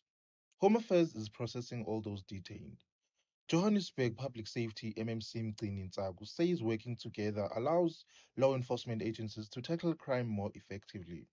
He's promised more operations across the city to make communities safer. Musa Mhlongo, SABC News. And finally, further field police in southern India say they have killed one of the country's most wanted Maoist rebel leaders. The police chief in Andhra Pradesh state say Madhv Hitma was killed in an armed confrontation along with at least 6 other rebels. The BBC's Sanjay Dasgupta has more. Madhvi Hidma is suspected to have been involved in a number of deadly attacks, including an infamous daytime ambush in Chhattisgarh state in 2013, in which 27 people were gunned down. Among the dead were prominent politicians and the leader of a feared paramilitary outfit with a reputation for targeting Maoists and their suspected sympathizers. In the poverty-stricken forested tracts of central India that was once considered their heartland, the Maoists are clearly on the back foot. Many have surrendered. Those who haven't are being wiped out by aggressive police action.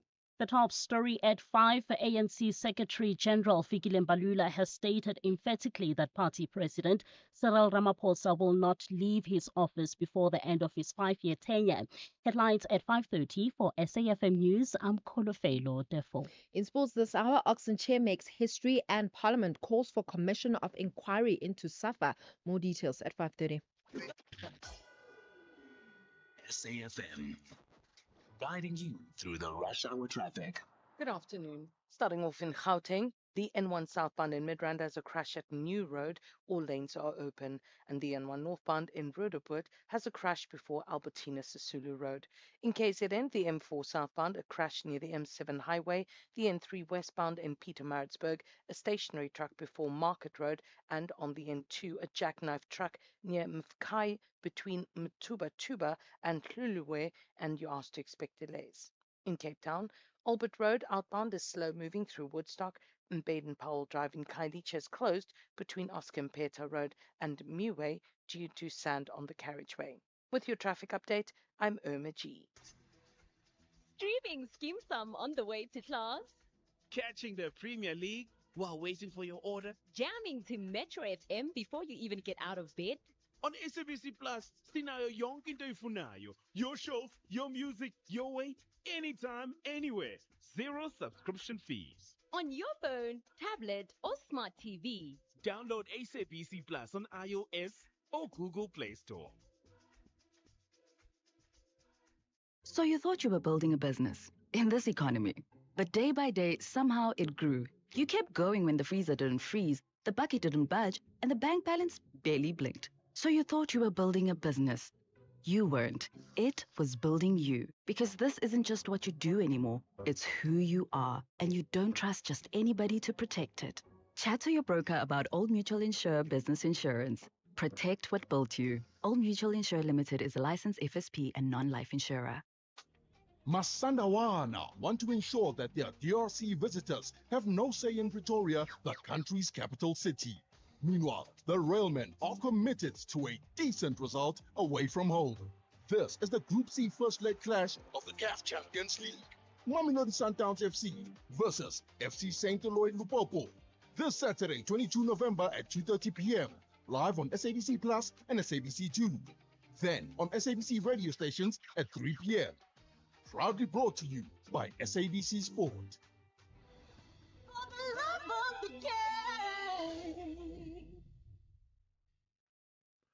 Right now, SAFM in partnership with the Luthuli Museum brings you the 19th annual Chief Albert Luthuli Memorial Lecture. And that'll be delivered by the Director General of the World Trade Organization, which is the WTO, and that's Dr. Ngozi Okonjo-Iweala on, well, this Thursday, so in 2 days' time, the 20th of November from 4 p.m. up to 7 p.m., right? So the theme for this year's lecture will be reflecting on the work of the World Trade Organization and its global impact. This lecture will be live on the Lutuli Museum Facebook page and the Lutuli Museum and University of KZN's YouTube platform as well. Now you can tune into this show, The National Pulse, and I'll be there coming to you from the University of KwaZulu-Natal, bringing you the lecture live on SFM. So by the way, if you're around there, come and say hi. Love to connect with you. The annual Lutuli Memorial Lecture is a partnership event between the Lutuli Museum, Lutuli Foundation, Department of Sport, Arts and Culture, and the University of KwaZulu-Natal. The National Pulse with Ashraf Garda on SAFM. You're listening to the National Pulse, weekdays 3 to 6 p.m. Right, that has been very entertaining with Mary De Haas appearing before the Parliamentary Ad Hoc Committee. She's still there, and if we can, we will try and cross to her, well, to the committee itself later on as well. But we have other things that we want to pick up on too. Now, that doesn't stop you for now, at least, to send us voice notes because we bank them and we'll play them as soon as we get the opportunity. It's 0614 104 107, 0614 104 107. Right. In the meantime, and we touched on it yesterday, and please listen to that podcast of the ANC's plans ahead of the local government election that should come up in about a year's time. Because part is the parties getting organized. Well, what about the IEC itself, and what about you and I?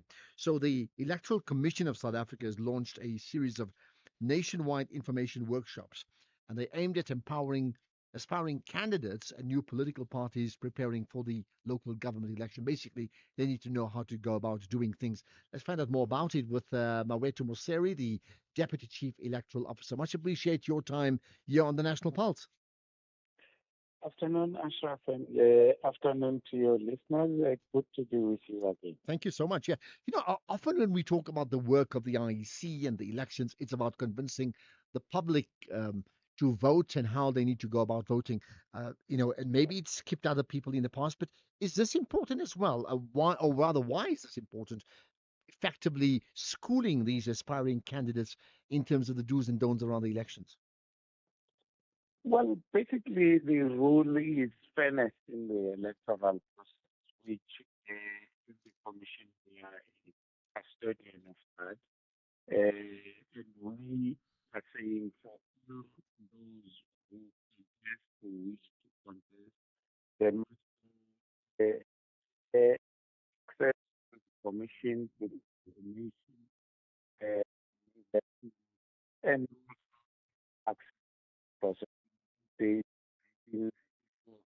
what can the of is say also the 20 we have met and on we we were not prepared the timetable as it was if they wanted some of it to miss a number of steps that are required to qualify the so that to us just felt it and really to do stuff. All right. So tell me more about these information sessions in terms of the times and the venues, and then what for you would be the important takeouts from it.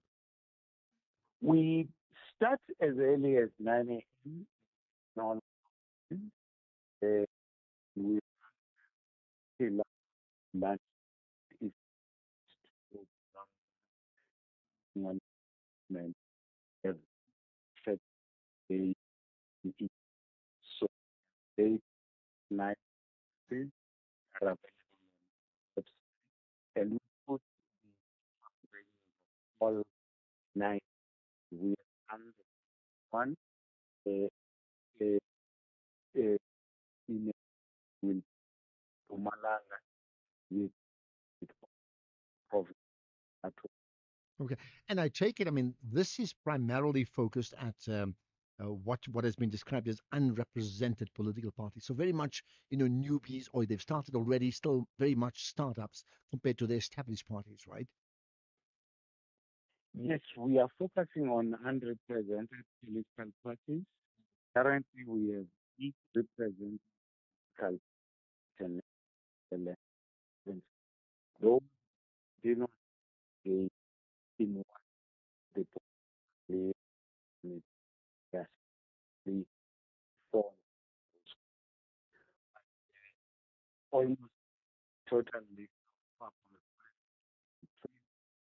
other list is that that go all of how we also find the would be and the most and to those who want to continue independent, they also come to so that know the requirements for local. So if the focus is all the unrepresented parties would be and who the largest those elections that are a rich policy is like they are not Okay. What has been, historically, what has been the response to these type of workshops, both from, these unrepresented, but also established parties in the past? Because I take it that they would know exactly the rules now, but there have been times when even they slip up. certainly even the representative you know, the- those are some the the the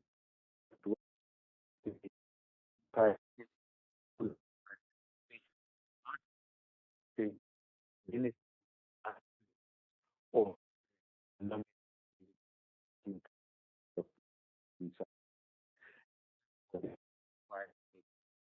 so is the whole to be things that to how is to easy. Okay. Just to, again, and I suspect someone listening in may yet decide whether they actually want to form a political party or stand as an independent candidate, and they would need some advice. Can you, direct me website number they need to get hold of? And we would say go to our call center is one option if you are a voice. If you want information from a writer, go on you left dot or and that is where a key is that is 250 and visit of the federal system. Okay, got that. Thanks for that information. Mawetu Moseri, the Deputy Chief Electoral Officer. This, talking about workshops, the first one effectively started in Gauteng already yesterday, I think it was, and it goes on to Free State, Northern Cape, KZN, Mpumalanga, Limpopo, Northwest, Eastern Cape. That should cover all the regions, don't they? As part of a campaign to empower, electoral candidates, aspirant ones, new ones, startups, in terms of the do's and don'ts around contesting a local government election. This is the National Pulse. This November, step into a world few have ever seen. From the smallest creatures on epic adventures in big little journeys, starting 2nd November, to the frozen frontiers of our planet in Frozen Planet 2, starting 23rd November. Every Sunday at 6 p.m., discover beauty, danger, and the magic of life on Earth like never before. The best in nature dockies, only on S3. S3, open up.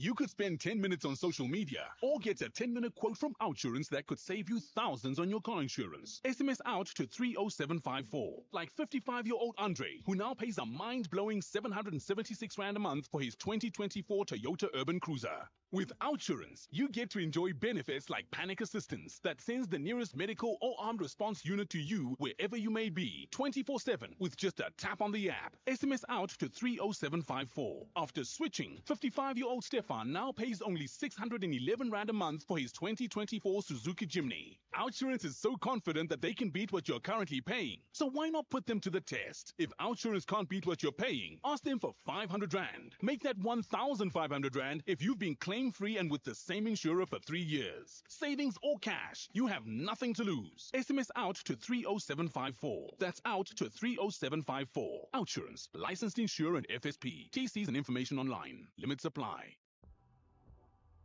The National Pulse with Ashraf Garda. Weekdays, 3 to 6 p.m. So the G20 is upon us, and there's been many things, offshoots of the main leaders summit of the G20 in terms of, the B20 business and then civilians. There's also the social summit, which in fact we'll be there tomorrow, broadcasting from at Birchwood. If you're around, come and say hi for that too. But now this is interesting. A G20, as the G20 leaders gather in Johannesburg this week, the one campaign, and I need to say not just one as in one of many, but it's called One Campaign with a capital O. One Campaign is calling for a fundamental reset of the global financial system.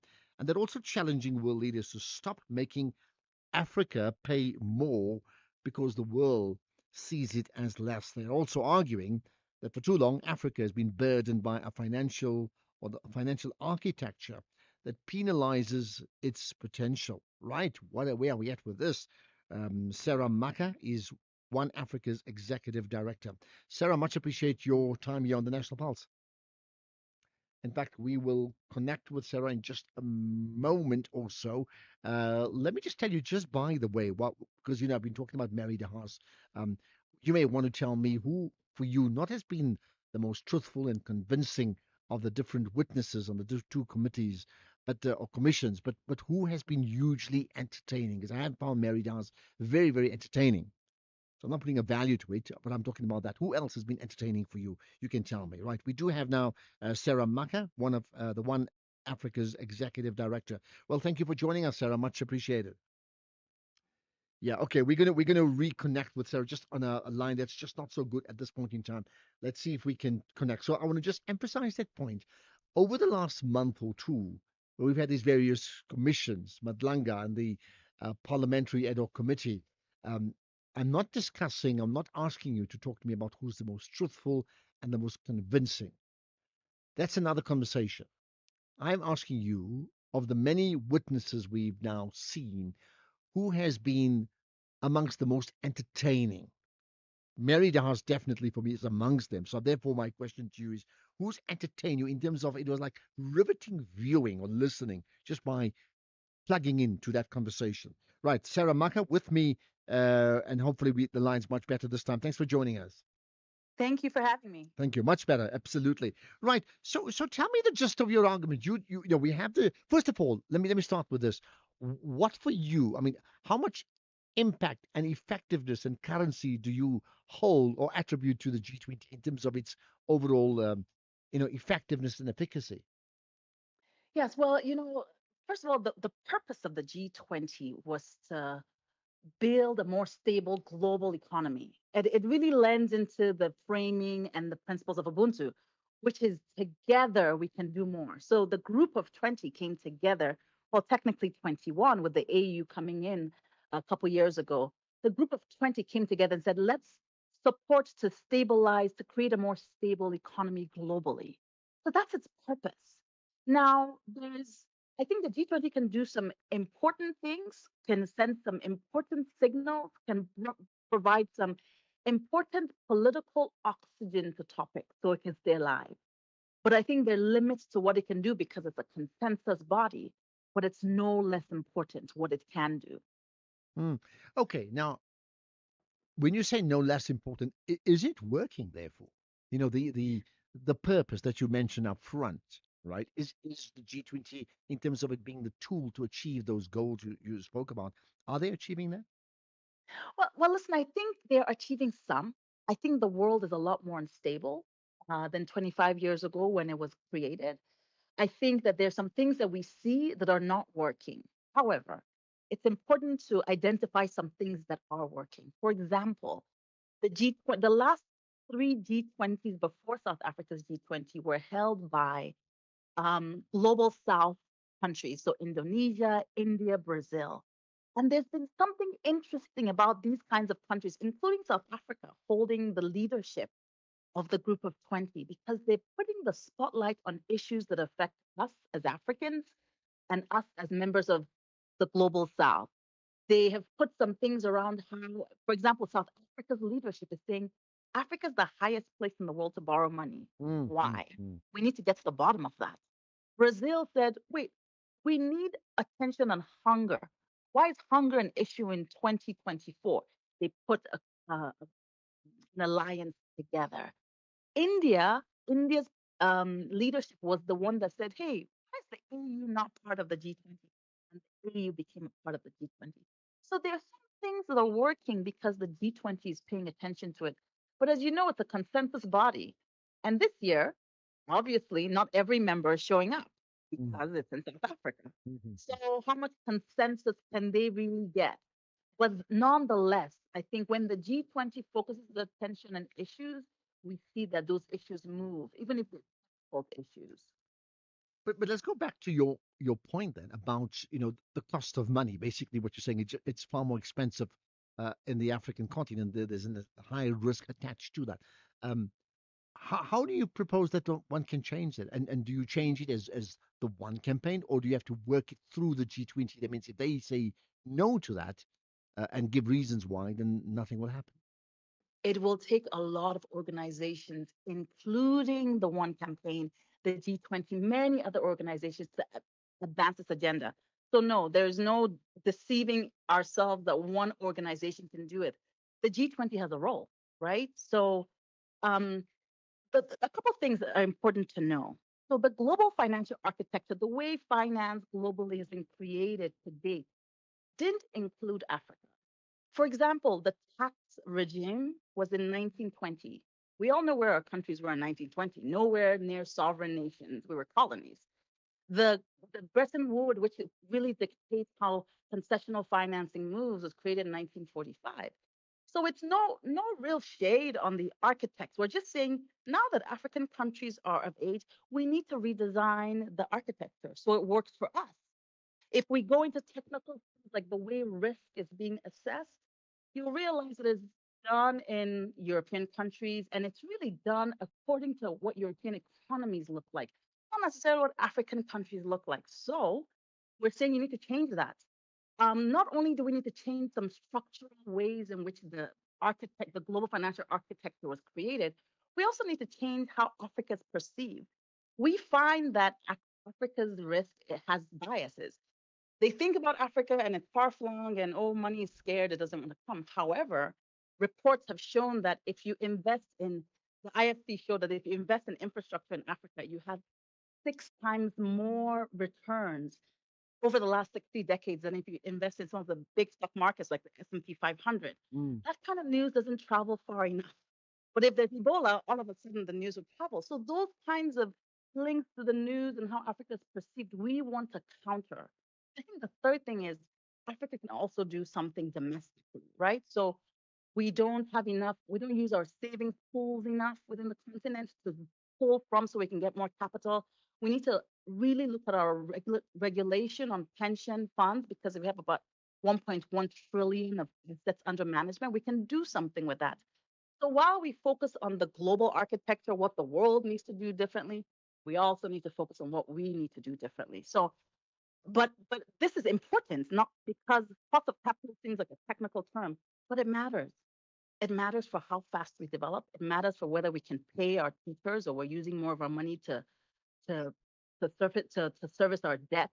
We saw Kenya and Ghana this year, last year, not be able to pay their health workers, their teachers, because they were trying to pay their debt because the cost of borrowing for Africa is much too high, Mm. and it matters for us, and we need to bring it down. Well, let's wrap up asking you this. You made the point about, besides how other countries and other global players perceive Africa and take advantage, you said we need to do it for ourselves. So why are we not doing it for ourselves? I wouldn't say we're not doing it. I would say we are doing it. We need to do it faster. We need to do it more thoroughly. I will say that we also, because we're not an island, we are interconnected with the rest of the world, we can make some advances ourselves, but we also need to ensure that the world is fixing the systems that we have to play with and play by for rules that don't benefit us and rules that were not made with us in mind. So it has to be two things at the same time. While we do some domestic things and some continental things, we also have to do some global things. On the domestic things and continental things, we're seeing the AU is now on the G20. It's working alongside South Africa to represent Africa's agenda. We see our throughout. I mean, I'm in Johannesburg this afternoon, and Mhm. there's the B20s happening. The Business 20 Coalition are working on issues. The T20s happening. The think tanks are thinking through some thorny issues just coming from the social summit. So everyone is working at elements of this from every angle, but we need all hands on deck. Well, I'll tell you what, you mentioned the B's and the T's in the social summit. Let's see how all that feeds into the overall leadership of the G20 and finally what they come up with in terms of rules and statements and resolutions. Big question is how does it hold? Well, I'll leave it at that. You don't have to answer that because we need to see whether the world can answer that in the days ahead. Sarah Maka, thanks for your time. Executive Director of One Africa. Perhaps as we talk to Sarah, you as the audience, but maybe just maybe will take a closer eye to and a look to what may emerge from the G20 Leaders Summit coming up in Johannesburg here this weekend. Let's get the news headlines. Here's Colafelo. Thank you, Ashraf. Good afternoon. In the headlines at 5:30, Deputy President Paul Mashatile says they are unfazed by the U.S. non-participation in the G20 Leaders Summit and its subsequent threats to mobilize for the rejection of the summit declaration. ANC SG Fikile Mbalula has stated emphatically that party president Cyril Ramaphosa will not leave his office before the end of his 5-year tenure. And further afield, Australian immigration authorities have detained a South African man who took part in a neo-Nazi rally outside the State Parliament of New South Wales. I'll have details at 6. SAFM, guiding you through the rush hour traffic. Good afternoon. Starting off in Gauteng, the R24 westbound in Edenvale queuing towards the N12 highway merge. The N1 northbound in Roodepoort has a crash before Albertina Sisulu Road, and Eskom Pahleli Drive northbound in Pretoria has delays towards Moot Street. In KZN, the N3 eastbound in Alberton has a stationary track after Market Road, the N3 westbound a stationary track after Cliffdale, and on the N2 southbound in Amanzimtoti there's a crash before Doonside. In Cape Town, Berkeley Road eastbound slow moving through Ndabeni, Kuburg Road northbound in Tableview, queuing towards Blauberg Road, and the N2 outbound queuing towards the R300 interchange. With your traffic update, I'm Irma G. This is SAFM Sports with Tuming Kapele. As we spoke about Springbok nominations to the IRB Awards, but there's one player in particular that you want to put the spotlight on. Yeah, the spotlight on Oxen Chair, who's made history by becoming the first ever prop to be nominated for the World Rugby Men's 15th Player of the Year award. He is nominated alongside the likes of Springbok stars Peter Steph, Detroit, Malcolm Marks, amongst others, for this prestigious award. And rising talent Ethan Hooker has been named among the 4 contenders for the Breakthrough Player of the Year award. So the Boks definitely dominating this World Rugby Awards. You did ask earlier on when they happening on the 22nd of November. Meanwhile, still staying with rugby, Springbok lock Eben Elizabeth says that the coaching staff and fierce internal competition for places is what keeps the World Championships operating at exceptional standards. The Boks arrived in Dublin in strong form after defending the Rugby Championship title, thrashing Japan 61-7 and grinding out victories over France and Italy. This is despite playing most of both test with 14 men. Great team. I think they've been on top of the world rankings, if I say on top, in the top 3 for the last couple of years. So quality side, and yeah, looking forward to this game. Obviously, when we got the calendar at the start of the year, was definitely one of the fixtures that stood out. So yeah, we're excited for this weekend. It's going to be a good clash. Then let's move on to football, where Bafana Bafana coach Hugo Bruce has ruled out scheduling any additional friendlies before the squad departs for next month's Africa Cup of Nations. South Africa will face Angola, Egypt, and Zambia in Group B, and Bruce is expected to announce his final 23-man squad in the first week of December ahead of the pre-tournament camp in Tshwane. No, we will play one game, and I don't like to play one, 2 or 3 games before we go. We played enough against African teams, so we don't have to play against another African team because we don't know African football. We played the last 4 years nearly only against African teams. So we don't have to play another 2 or 3 games before we go to AFCON. That is no, we don't need that. It will be a little bit difficult when we play next year World Cup. That is something else, and the preparation will be different also. But now we just try to have a good preparation, and that the team is really at 100% when they start, and that we don't start like we started the last AFCON with a defeat. Meanwhile, Parliament has called for commission of inquiry into SAFA, raising concerns about the Federation's financial position, the employment of Bafana Bafana team manager Mr. Tseka, despite being over the age of 60, and the appointment of VAR committee and other administrative issues. MPs stressed, though, that they are being cautious not to overstep and risk a FIFA ban, but remain concerned about the governance at the association. Meanwhile, the School of Excellence have been handed a lifeline, with Chipa Mpengezi's company, Chipcode Developers, stepping in to take over to revive the Youth Development School. This comes after a long process involving Transnet, which had stepped in to temporarily safeguard the school, even though running a football academy long-term fell outside its core business, leading to a formal search for an experienced custodian. There are plans including upgrades to training grounds, academic spaces, living residences, maintenance systems, and security infrastructure, and the school's overall operational model. And I think it's a great one. This one, Ashraf. I mean, this is one school that we know has produced big legends of the game, the likes of Stephen Binar, Bernard Parker, Keegan Dolly, Rele Mofokeng. And for now, knowing that it's gonna continue, and that there's also plans to expand to other sporting codes, it seems like Mr. Chipa has really big plans with regards to this School of Excellence. Well, we absolutely need that, and we need them in abundance, isn't it? Yeah. Absolutely. Then in tennis, world number 1 Carlos Alcaraz has been withdrawn from this week's tournament in Italy due to injury. The two-time Wimbledon champion confirmed the news on X, leaving Spain without their top-ranked star as they chase Davis Cup glory. It's a major setback for the Spanish team, with Alcaraz's absence reshaping the dynamics of the knockout stage in Malaga. I'll be back again tomorrow. Not today, tomorrow. Tomorrow I'll be back again with that said. Okay, perfect. Thank you. The best of the good life is coming back in 2026. But first off, Billings, Jonathan, Fez, and myself reunite for a road trip to the top beaches in SA. Kraalbaai, Camps Bay, Boulders Beach, and Nature's Valley. Don't miss the Top Billing Reunion Special, Thursday 27th November at 7 p.m, with repeat Saturday 29th at 3 and Sunday the 30th at 1 p.m. S3, open up.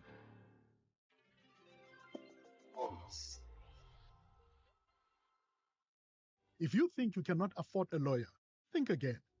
Clientele Legal has made professional legal services affordable.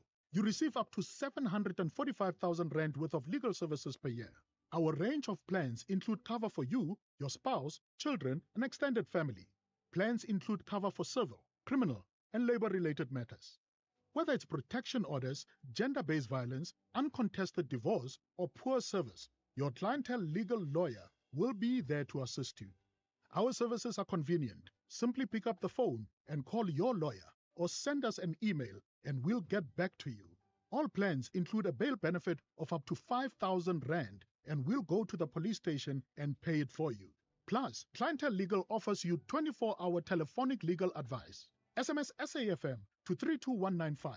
That's SAFM to 32195. Clientele General is an authorized FSP and licensed non-life insurer. T's and C's online. Standard rates apply. 48 nations, one dream. The FIFA Under-17 World Cup hits Qatar and Mzansi's Amajimbos are in the fight. It's game on everywhere. From 3 to 27 November, catch the action live on SABC Plus, SABC Radio, and SABC TV. Download SABC Plus now. Stream, listen, watch. SABC Sport, for the love of the game.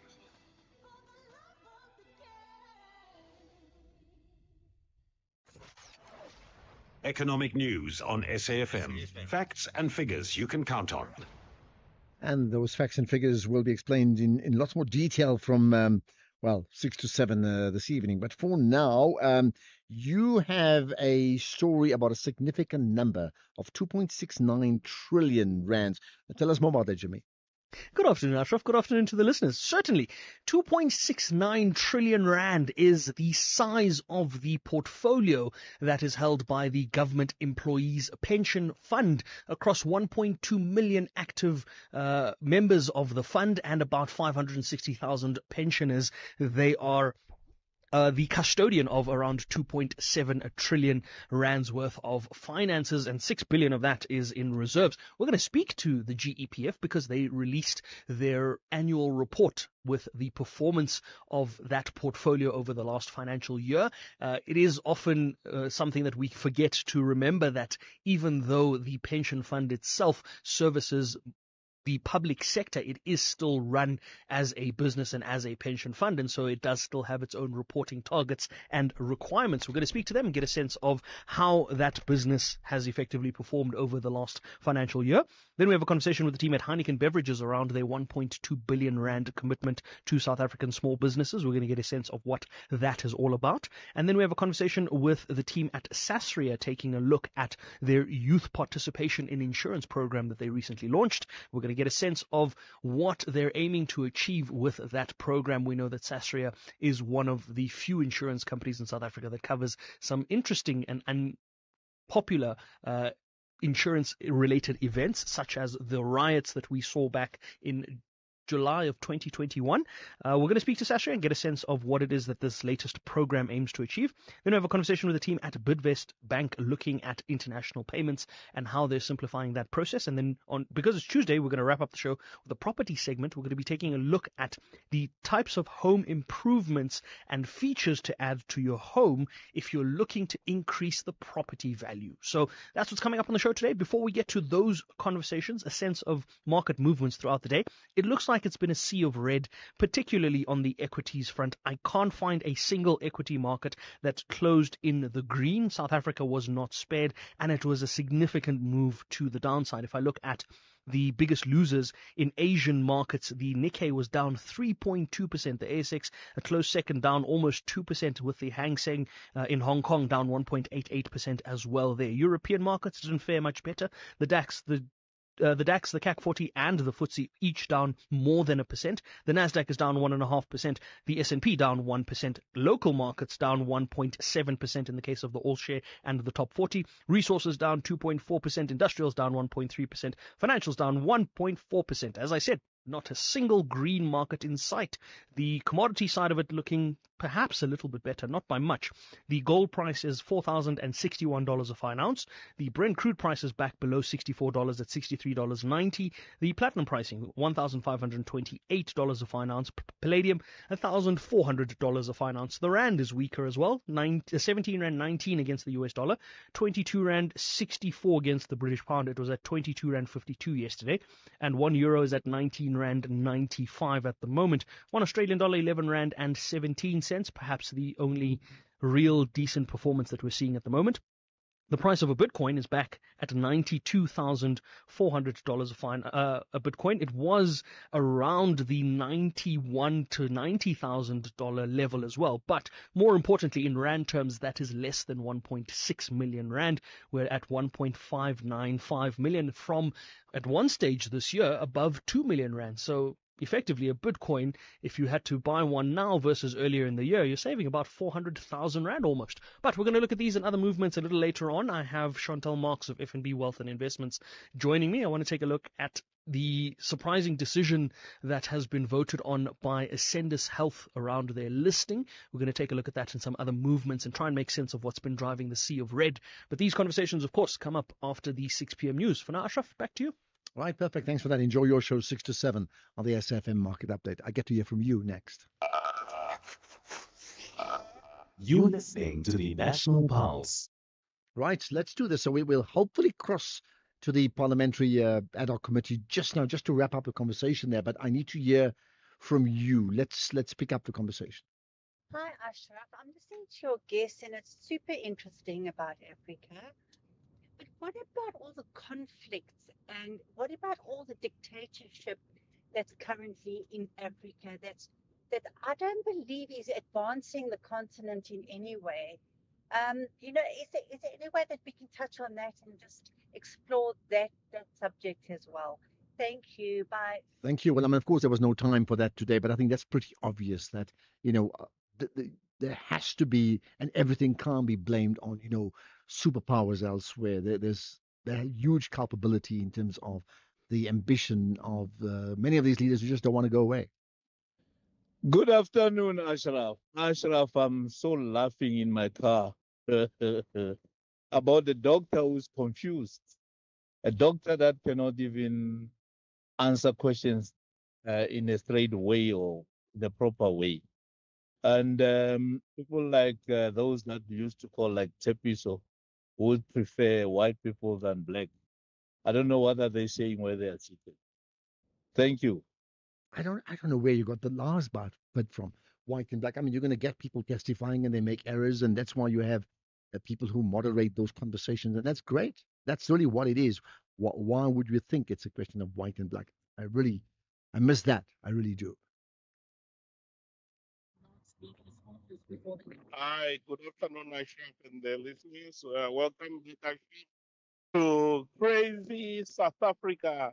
Every day it's a drama. Today we're having both sides of the story. Meridias looks like something is wrong with her. And also Mukhosi, hey, it's not make sure. Ashraf, this is South Africa for you. Muteni here in the windy East London. Thank you. Okay, from the Wild West, as some may say, to crazy South Africa, got that point right. Here's another. Ashraf, very good from that thing. Ashraf, the only thing about Mukhosi is that he's an old singer. Who am lying? It's not. Fabricating stories comes natural. Implicating themselves comes natural. He's done all of that. He's not implicated himself. He's done all of that. And in his attempt to discredit Noam Kwanazi, he actually proved that Mr. Mthunu was lying. Interesting. Okay. That comes naturally. Your words, not mine, right? Here's another. Good afternoon, Ashraf. This is Bongani Mkwanazi from Chaswell. You see, Ashraf, in prison, they call it Itori. This is what Umkhosi is doing. Lying, Shaya Itori, trying everything to maneuver this situation is facing with. Okay, another one that believes is lying. Good evening, Ashra. Good evening, Reverend Mangani in Musina here.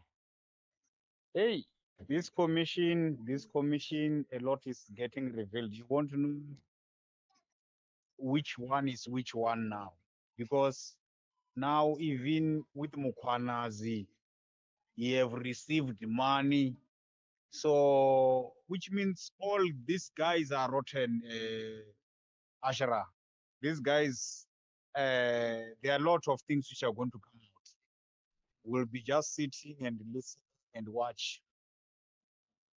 Reverend Adamanga Musina Well, signing off. a lot is coming off before we all sign off once and for all, isn't it? Hi, Ashrat and SAFM listeners.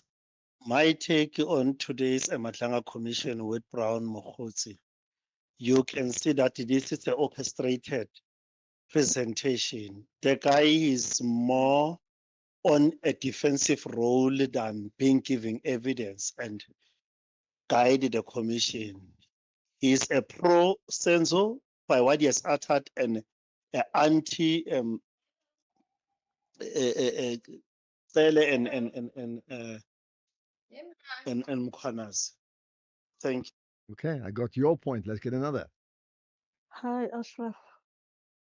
I think we deserve, as South Africans, for the identities of Mokgosi's sources and their sources to be revealed.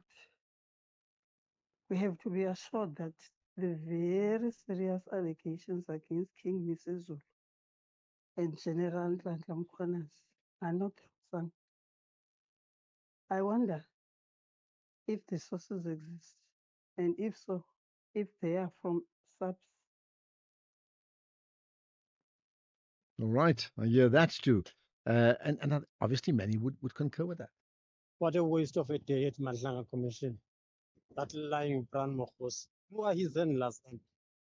Who are his two handlers? Cyril Ramaphosa and Senzo. Why is not mentioning his handlers? What a waste of the day. This guy's lying blatantly under oath. Case in perfection.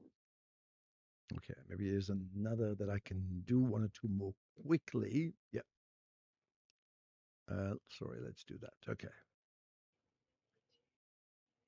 Good afternoon, Ashraf. It's Robert telling Jimistin. The Madlanga Commission, it will be useless if there's no arrest to have been made this year. Those people have been involved in crime syndicate should be arrested this year, so that will be effective. I thank you. Okay, and let me just try and squeeze one more in. There we are. Good afternoon, SAFM. I feel sorry for Brian Khotsi. There's a saying that says, if you pray for the rain, you have to deal with the mud. I think he played too much in the mud and he prayed for a long time for the rain. Now he can't deal with it. Silla from Rodeport. All right, so deal with the mud. I'll tell you what, something any muddy with regard to the parliamentary ad hoc committee, we're going to cross there after this. Afternoon Express is proud to be nominated in multiple categories at the 3rd Annual National Film and TV Awards taking place on Saturday, the 22nd of November. And you can add your voice by voting. Visit nationalfilmacademy.com, register and vote for Afternoon Express in the Best Entertainment Show category, Palisa Tembe for Best TV Presenter, and myself, Ayanda Jitabete, for Best Female TV Personality and Celebrity Personality of the Year. Voting closes on the 20th of November at midday.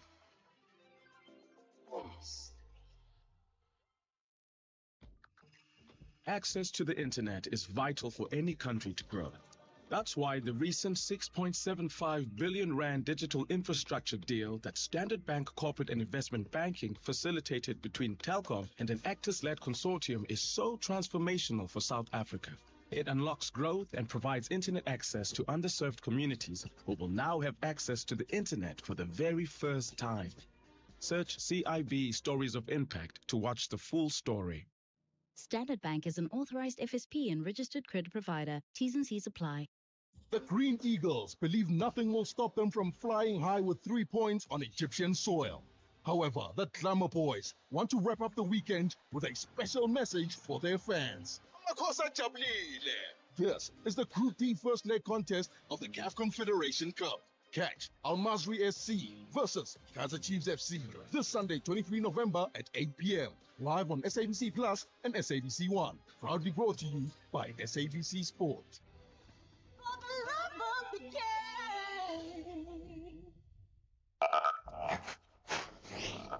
You're listening to the National Pulse Well, tomorrow we'll be coming to you from that social summit at Birchwood as part of the build up to G20. If you're around there, do say hi. But let's cross now back to the Parliamentary Ad Hoc Committee. Mary Dawes once again answering questions. Very openly about it in the Police Portfolio Committee, and he was then promptly suspended and had to go to court. The courts cleared him, and the upshot of all of that was he was refused a second term.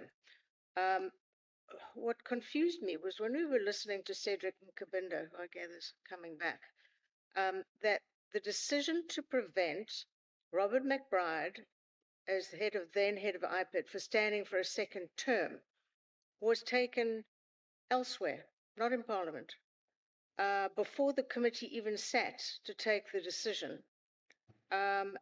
which it seems, and indeed seemed very obvious to me during the meeting, that it was all predetermined. It was a hatchet job of note. In fact, I think I walked out in utter horror at what was going on. And it seemed to me that at that stage, Parliament was just being treated as a rubber stamp organisation.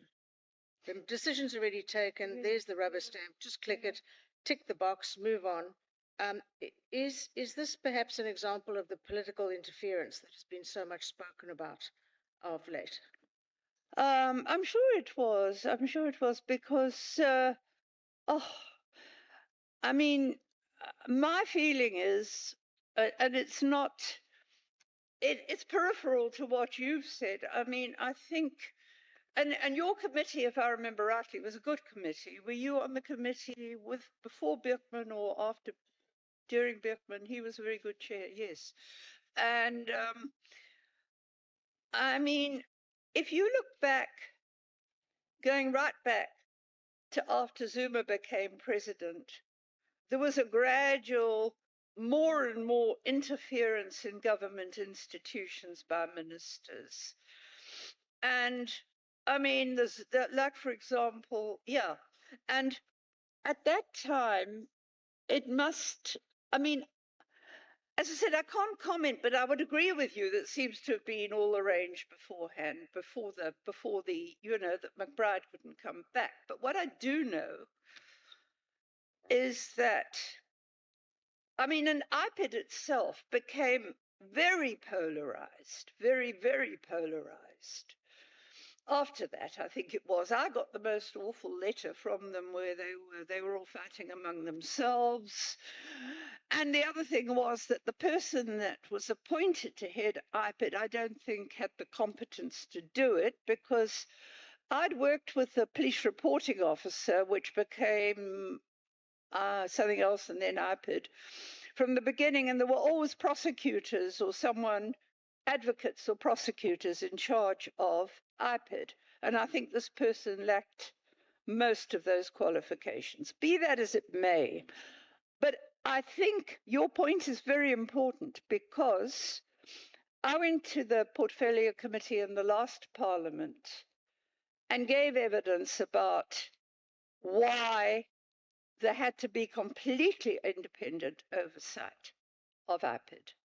And I drew on a whole range of information from European countries where the ministers don't come near it, or if people have been in the police for a while. I remember saying to Birkman, we've got a head of IPID in KZN who was a police general. How can we have that? We've got policemen who were working in an area that are now in IPID.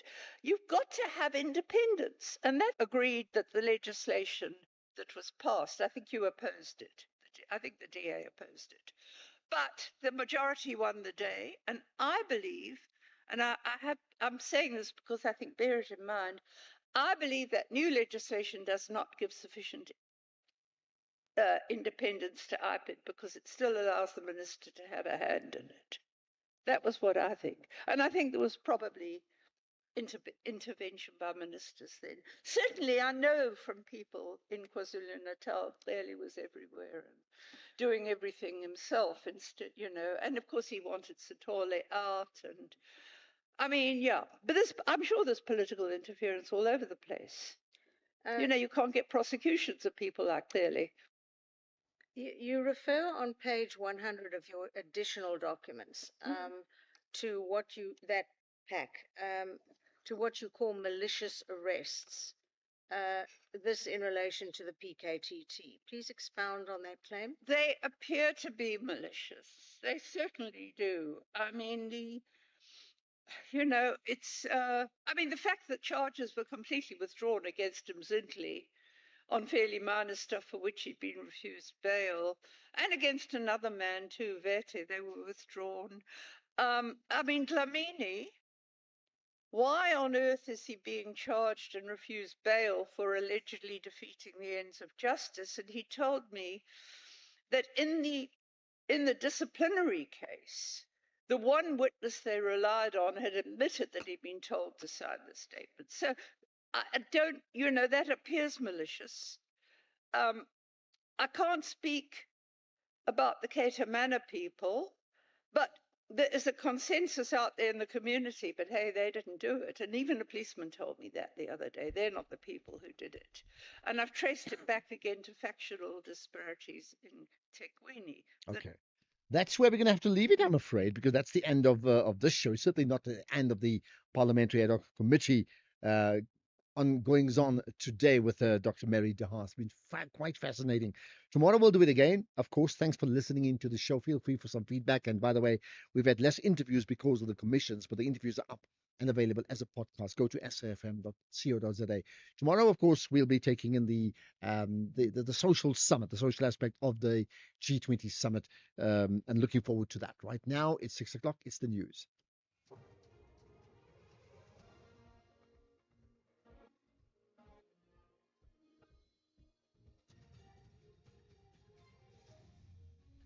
Thank you, Ashraf. Top stories at 6. Pretoria unbothered by US no-show at the upcoming G20 summit.